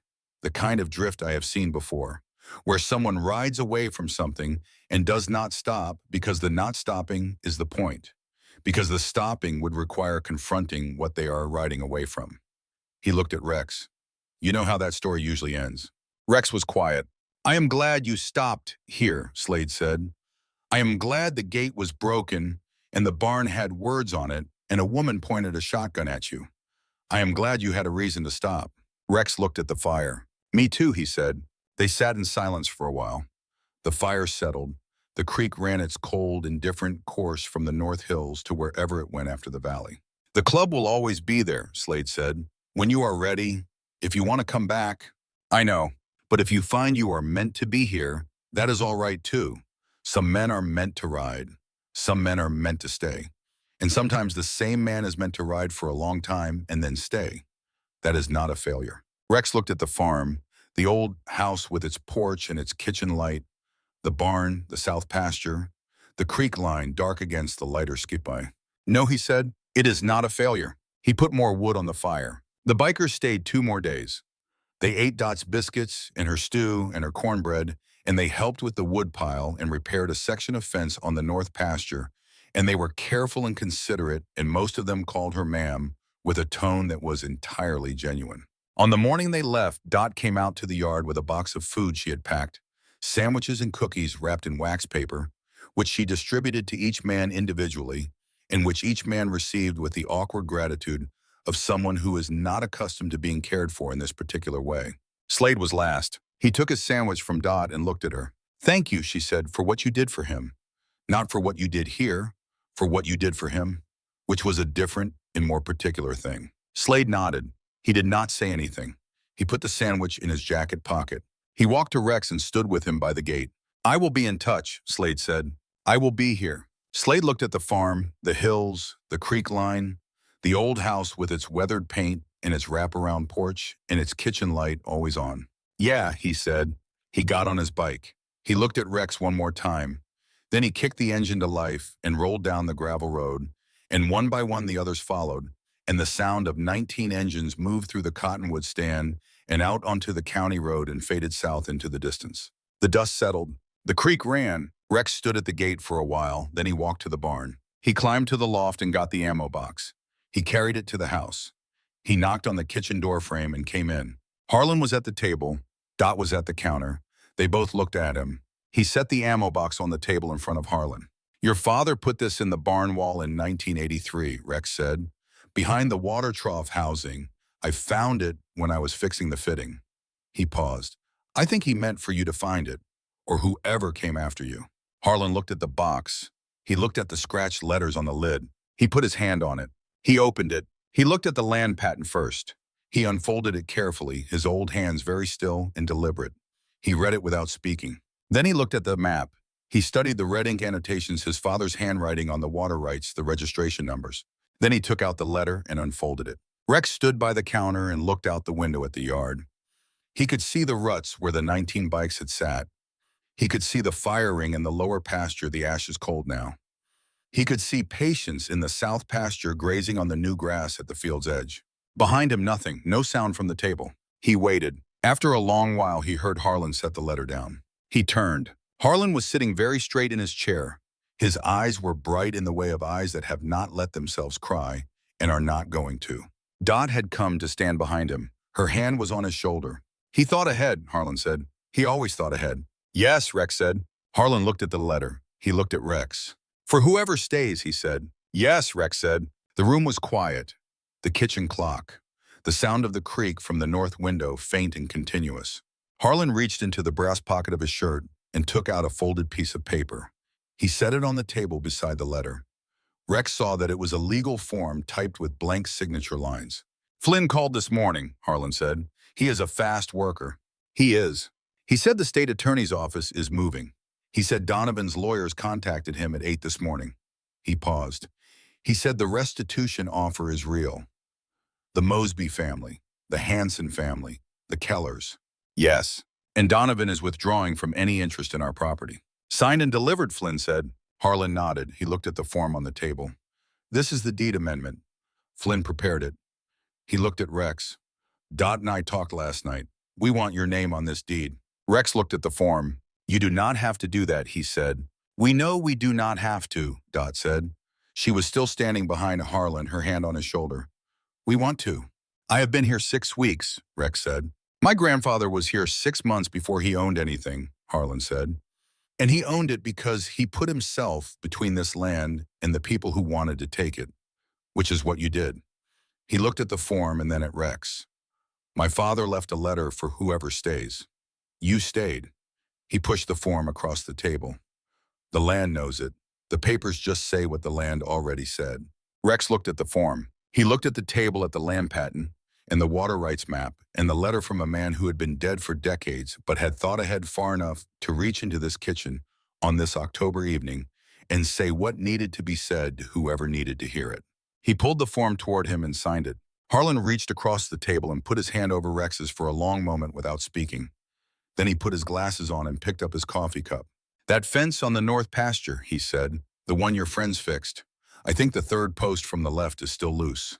Rex looked at him. "You might want to check that today," Harlan said, "before the ground freezes." Rex looked at Dot. She was looking at Harlan with an expression that contained everything she had said to him in 50 years of mornings at this table, and everything she would say to him in the mornings that remained, all of it compressed into a look that lasted a second and needed no translation. Rex stood up. He put on his jacket. He went out to the barn and got the post hole digger and the tamping bar and the bag of gravel he had put there last week because he had noticed the post was loose and had been meaning to get to it. He walked out across the north pasture in the October morning, his boots wet with dew, the creek sound in his ears, the hills dark against the pale sky to the north. He found the post, third from the left, as Harlan had said. He set down the tools. He put his hands around the post and felt it, the give in it, the slight lean. That meant the ground had released it just enough to let the wind work on it. He picked up the post hole digger and went to work. The weeks that followed moved at the rhythm of the farm, which was a slower rhythm than most things Rex had lived by, and he adjusted to it the way you adjust to a new climate, gradually without noticing the adjustment was happening. Until one morning you realize you are not adjusting anymore, you have simply arrived. November came in cold. The hayfield went brown and frost brittle. The creek ran higher as the rain came down from the north gray days that smelled of wet stone and pine, the sky low and close. Rex learned the farm's November character the way he had been learning its other characters, by being present in it, by watching what Harlan watched and responding to what required response. The tractor in the equipment shed took 3 days. He ordered parts from a supplier in Boise, drove to pick them up, spent a day and a half on the engine with his hands cold and a drop light because the shed's overhead bulb was not enough. When the tractor turned over and ran, Harlan came out of the house despite the rain and stood in the shed doorway and listened to it for a long time without saying anything. Then he said, "She sounds better than she did in 2019, which was for Harlan an extraordinary compliment. Dot had a routine that Rex came to understand without being told about it. She rose at 6 and was in the kitchen by 6:15, and the coffee was made by 6:30, and if Rex was not at the table by 6:45, she would come to the barn door and say his name not loudly, just enough. He adjusted his own rising to match. He was at the table by 6:40, which she registered with quiet satisfaction and never commented on. They ate breakfast together, the three of them, every morning. Rex came to understand this was important. Not the food, though Dot's cooking was serious and consistent. The gathering. The 3 chairs at the table, the routine of it, the way a day that began with all of them in the same room felt different from a day that did not. Harlan talked at breakfast. He talked about what he planned to do that day, which was a combination of things he actually could do and things he intended to do and would not be able to. And both of them knew it, and neither of them mentioned it. Rex listened and noted the things that would need to be handled and handled them in the afternoon, which was when Harlan rested, which was something the doctor had required and which Harlan complied with under mild protest. Dot was quieter in the mornings. She came to life in the afternoons when she would be doing serious cooking, or sitting on the south porch with tea and a book, or on the phone with one of the women from the Lutheran church who had been her closest friends for 30 years. Rex was invisible to those afternoon phone calls, which was as it should be, but sometimes he heard pieces of them through the window while he was working in the yard, and what he heard was a woman who was funnier than her daily self, who laughed more freely, who talked about things with a sharpness and intelligence that the business of managing Harlan and managing the farm and managing her own worry about both did not always leave room for. He was glad she had that. He was glad she had women who knew her. Flynn called on a Thursday in November. The state attorney's office had issued subpoenas. Donovan's company had produced documents, some of them, and the investigators believed there were more being withheld. Cobb had accepted a plea agreement, resigned from the sheriff's office, and was cooperating in exchange for reduced charges.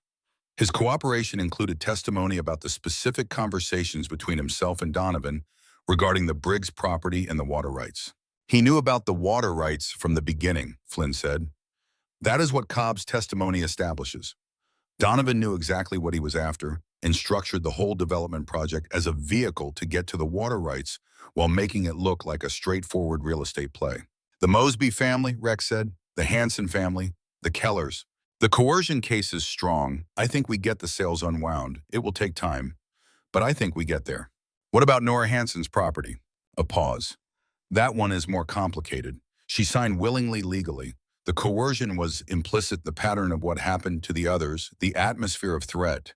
But she was not directly threatened in a documentable way until after the sale. We are arguing constructive coercion. It is a harder case to make. Make it, Rex said. I intend to, Flynn said. Rex called Nora that evening. He told her what Flynn had said. She was quiet for a moment on her end of the line.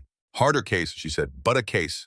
Yes, that is more than I had last week. Yes, he heard her breathe. I've been thinking about what you said, that the land is still the Hansen land to everyone who knows this county. It is true. I walked the fence line yesterday, my fence line, or the line where my fence used to be. Donovan's people took it down. A pause. The land is the same. The ground does not know who signed what. The creek runs through it the same way it ran through my grandmother's garden. She paused again. I had forgotten that somehow. I had forgotten that the land itself does not care about the paperwork. No, Rex said. It does not. Thank you, she said, for reminding me. He called Garcia. Garcia answered on the second ring. His voice was guarded at first, the voice of a man prepared to be judged. Rex told him he understood why he had sat out. He told him he respected it.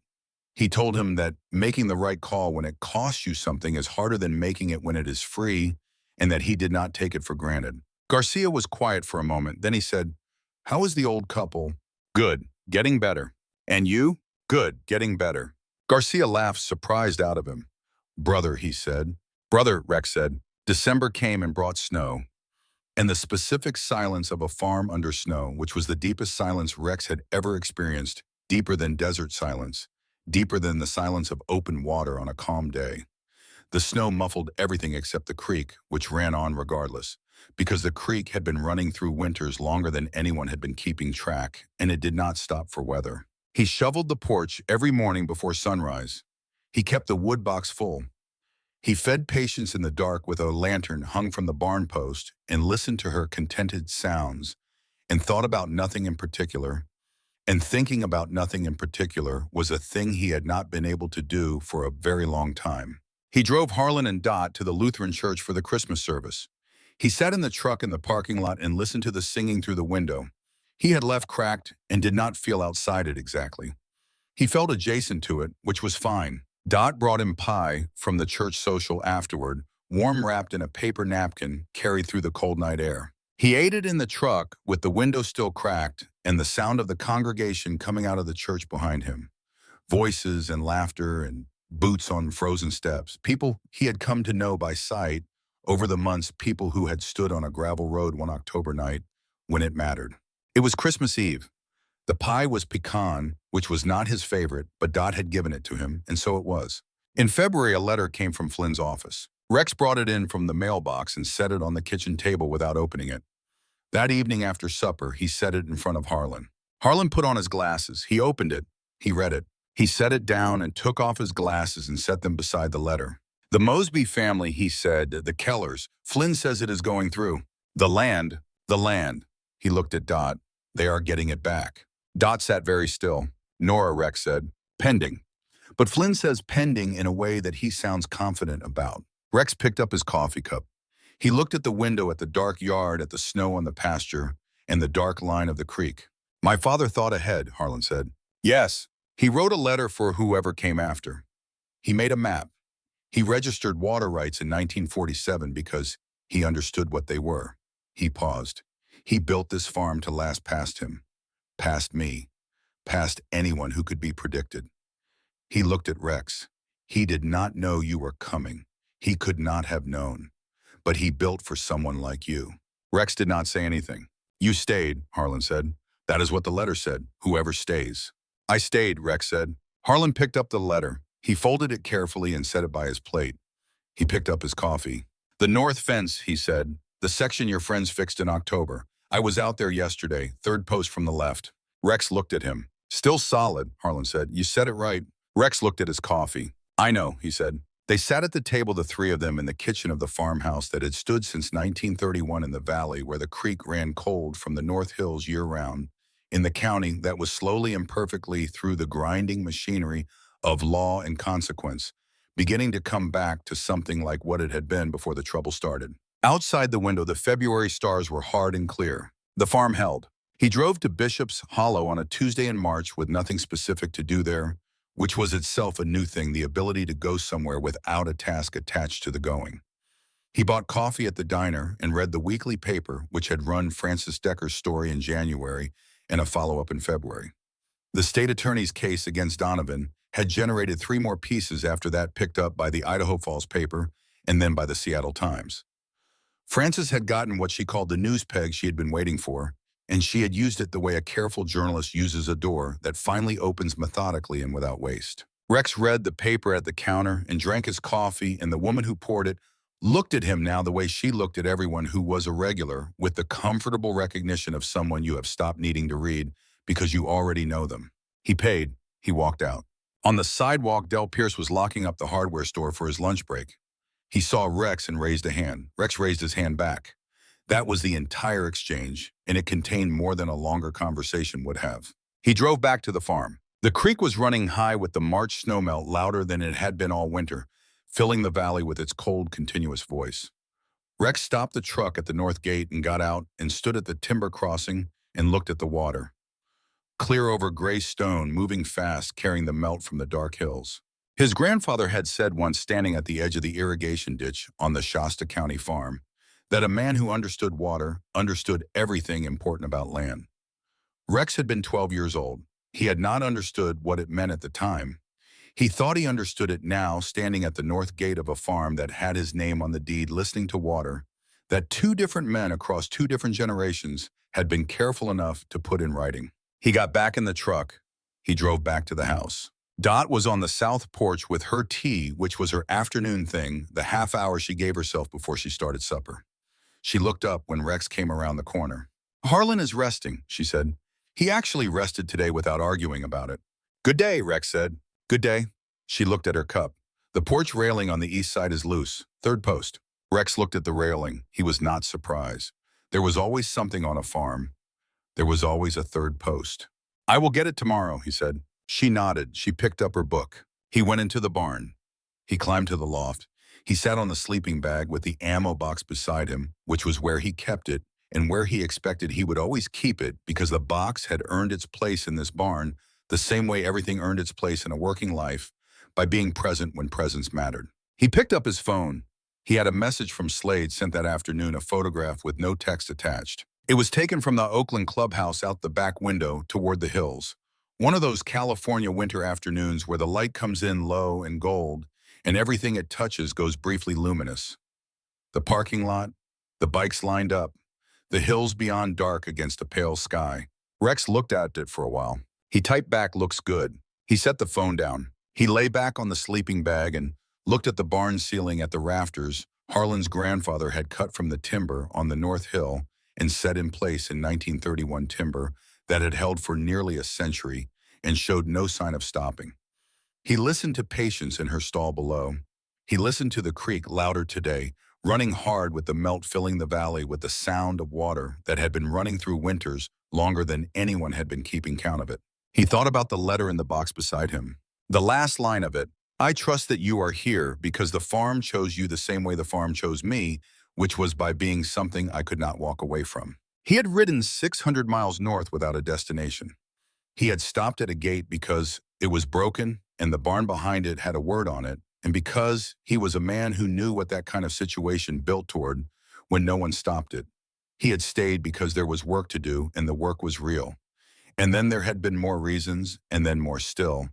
And now the farm had his name on its deed, and the letter was in a box beside his sleeping bag, and the creek ran through the north pasture carrying snowmelt from the hills, and the tractor ran, and the fence posts were set true. He turned onto his side. Through the open hayloft door, he could see the last of the afternoon light on the south pasture, the grass coming back green now at the edges where the snowmelt ran, the color of things returning to themselves after the long cold.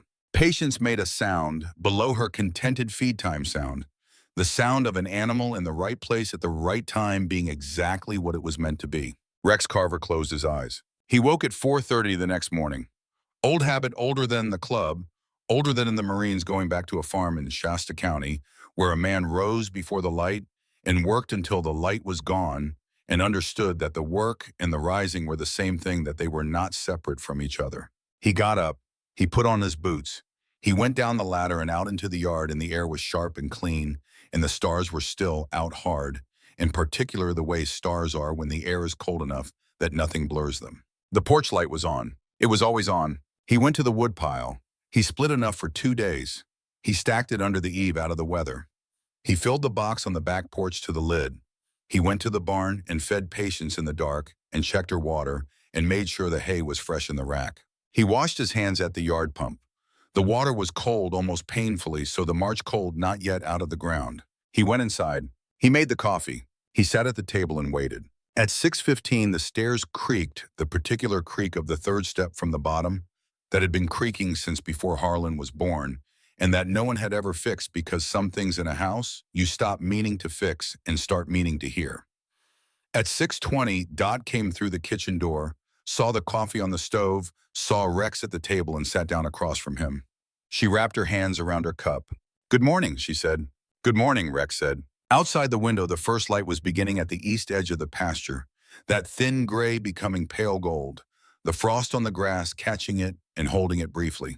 The farm spread out around him in the early light, the hayfield in the south pasture, and the old house with its wraparound porch and its kitchen window, where two people were sitting with coffee in the morning, the way two people sit when they have agreed without discussing it that this is how mornings work now. Beyond the house, the barn stood red against the pale sky. On its south wall, the word "cell" was still there, faded now by winter in the rain that had come and gone. Harlan had not said to paint it over yet. Rex had not asked. The word was part of the record of what had happened here, and the record was not finished yet, and when it was finished, they would paint over it together, and the barn would be just a barn again, which was what it had always been and always would be. The creek ran from the north hills through the pasture in its channel of mossy stone. It ran as it had run through the winter and through every winter before that, carrying the melt of the high country down through the valley to wherever it went after, indifferent to deeds and disputes and the slow grinding of law and consequence running, because it had always run, and because the hills kept making snow, and the snow kept melting, and the water kept going where water goes. The registration numbers for the water rights were in a box in the barn loft, annotated in red ink by a hand that had been dead for 40 years, preserved in oilcloth in a wall for 4 decades against the need of someone who had not yet arrived. Rex Carver had arrived. He sat in the kitchen of the farmhouse that had stood since 1931 and drank his coffee and waited for the light to come. Across the table, Dot turned the page of a book she had picked up from the counter. The clock on the wall ticked. The porch light was on, outside its glow smaller now that the day was coming, but still they're still doing what it did. The farm held. The creek ran. The morning came the way morning comes to a farm that has been there long enough to know morning slowly without drama offering itself to whoever was awake to receive it. Rex set down his cup. He stood up. He put on his jacket. He went to the door. "Third post on the east railing," Dot said without looking up from her book. "Yes, ma'am," Rex said. He went out. The air was cold and smelled of wet stone and pine and the beginning of spring. The hawk was at its post on the north fence line, the one that was always there, making its slow circles and its patient judgments over the field. Rex walked to the equipment shed. He got the tools. He came back to the porch. He put his hand on the railing post. Third from the east end, he felt the give in it, the slight instability that said the ground had let it loose just enough for the wind to work on it over time. He set the tools down. He went to the barn for the post hole digger and the bag of gravel and the tamping bar. He came back. He began. The post came free of the ground with the second pole. He set it aside, dug deeper, packed fresh gravel into the base at the post plumb, with the level he had brought from the shed, tamped it firm. He worked without hurrying. He worked the way his grandfather had worked, which was the way the work itself asked to be done, at the pace of the material and the ground and the light. When it was done, he put both hands on the post and pressed. It did not move. He gathered the tools and carried them back to the shed and hung them in their places. Then he went to the south pasture and checked on Patience. The cow turned her head when he came through the gate and looked at him with her patient dark eye and went back to grazing. Rex stood and watched her for a while. He had grown up around cattle. He knew their rhythms.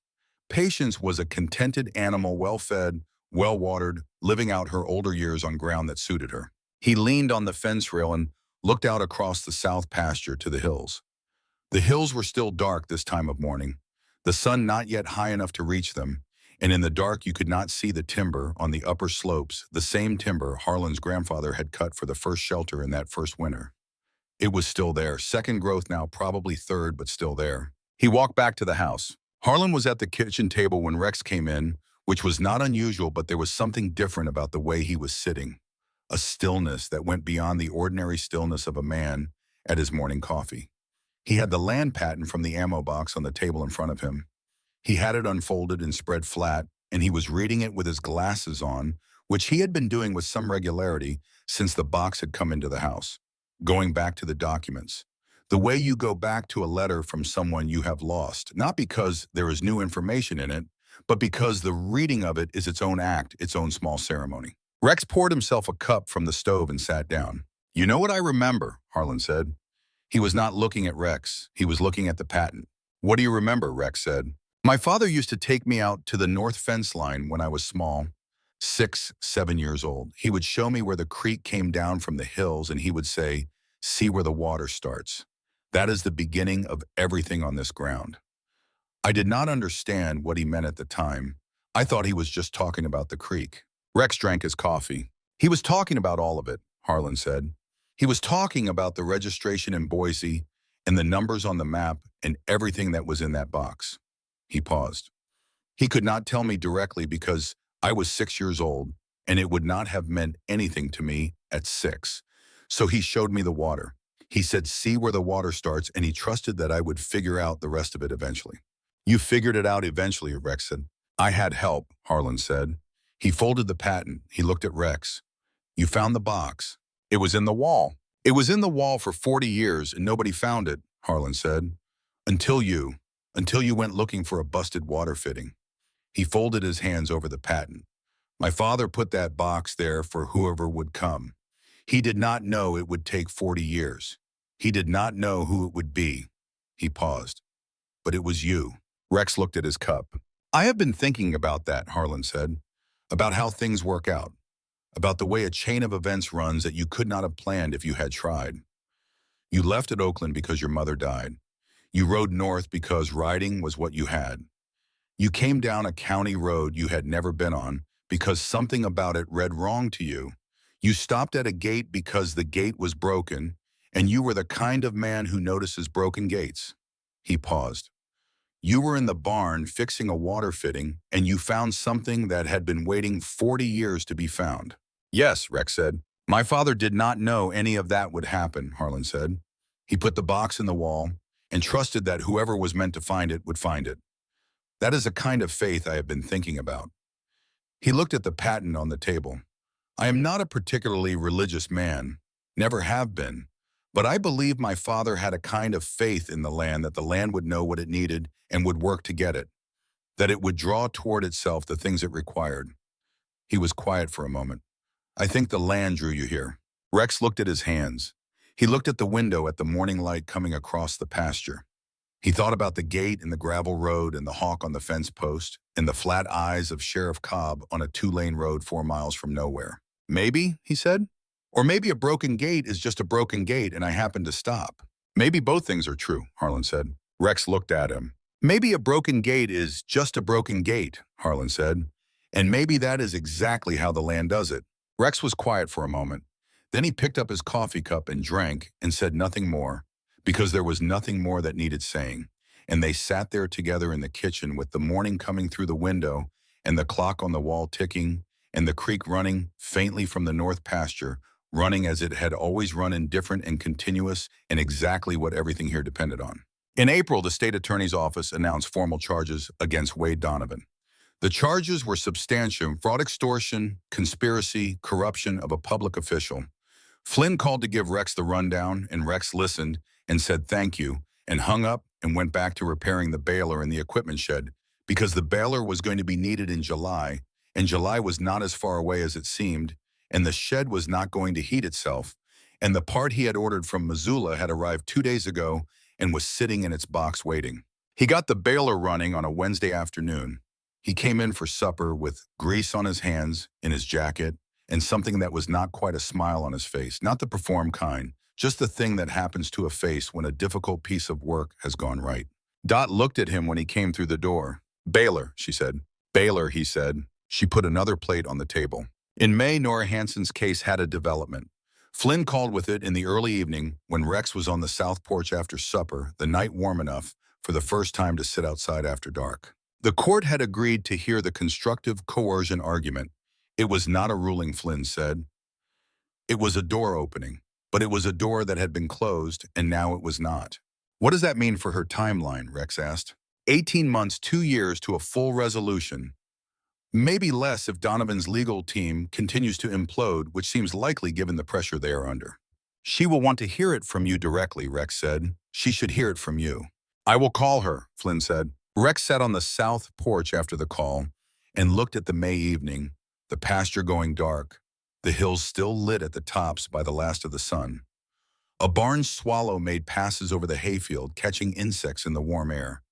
The creek made its sound from the north fence line, the sound it always made, which was the sound of continuity itself, the sound of something that had no interest in stopping. He thought about Nora Hansen walking the fence line of her own sold land and remembering that the land itself did not care about the paperwork. He thought about the Mosby family and their trailer park in Idaho, and the phone call they had gotten from a lawyer they did not know, and the check that had come after that, and the daughter they would now be able to live near. He thought about the Keller family and the Mosbys and the county that had stood on a gravel road one October night and been counted.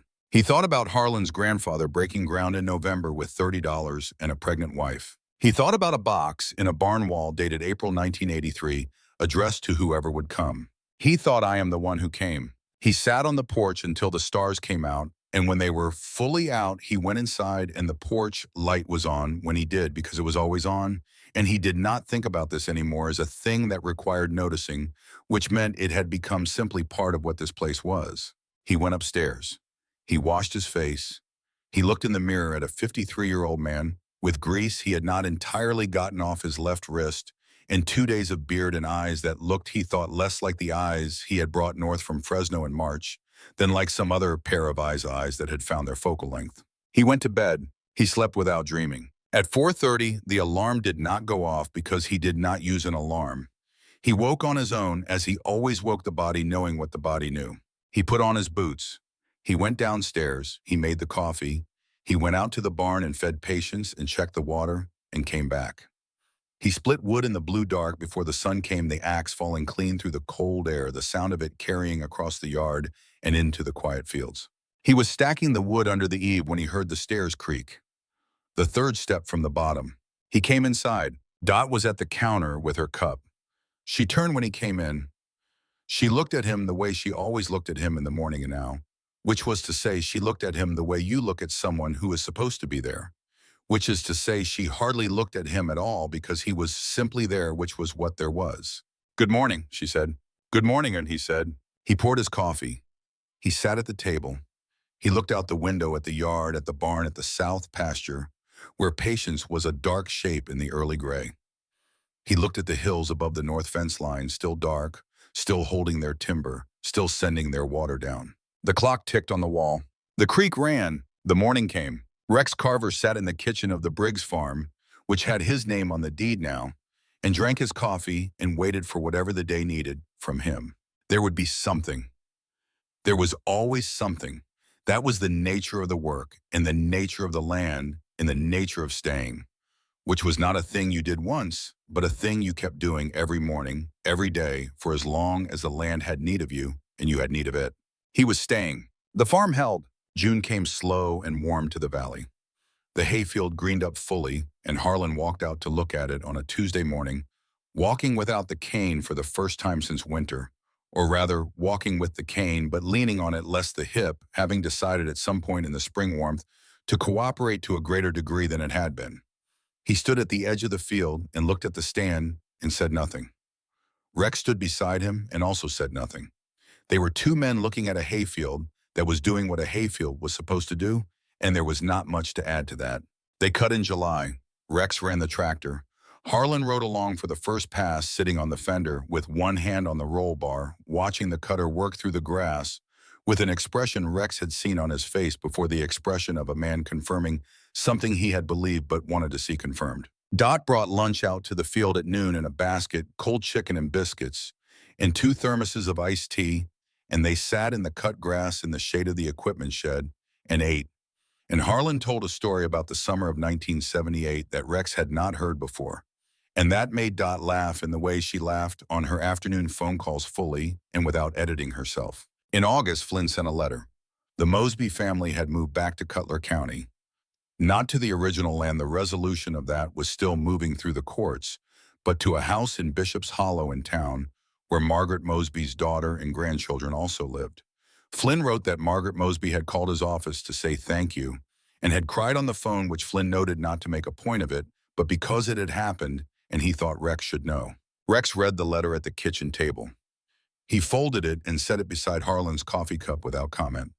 Harlan read it at breakfast the next morning and also folded it without comment. He got up and put it on the small shelf above the counter where Dot kept the important things: the utility account, the property tax notice, the discharge papers from the hospital in October. Rex watched him put it there. He understood why it went there. Some things belonged in the record of what had happened, and the record was the farm, and the farm was the shelf above the counter, and the box in the barn loft, and the land patent from 1931, and the letter that ended, "Take care of it," and the deed with 3 names on it, and the hayfield in July, and the creek running through, everything running as it had always run, beginning in the high country, where the snow came from, and ending wherever water ends up when it has done what it came to do. Rex Carver did not think about leaving. He thought about the north fence timber crossing that needed new planking before another winter. He thought about the section of the hay barn roof above the west loft that had softened and would not make it another year without attention. He thought about Patience, who was old and would not be replaced when she was gone, but whose stall he would keep clean regardless, because the stall was part of the barn, and the barn was part of the farm, and the farm was his responsibility. He was a man who understood responsibility. He went to work.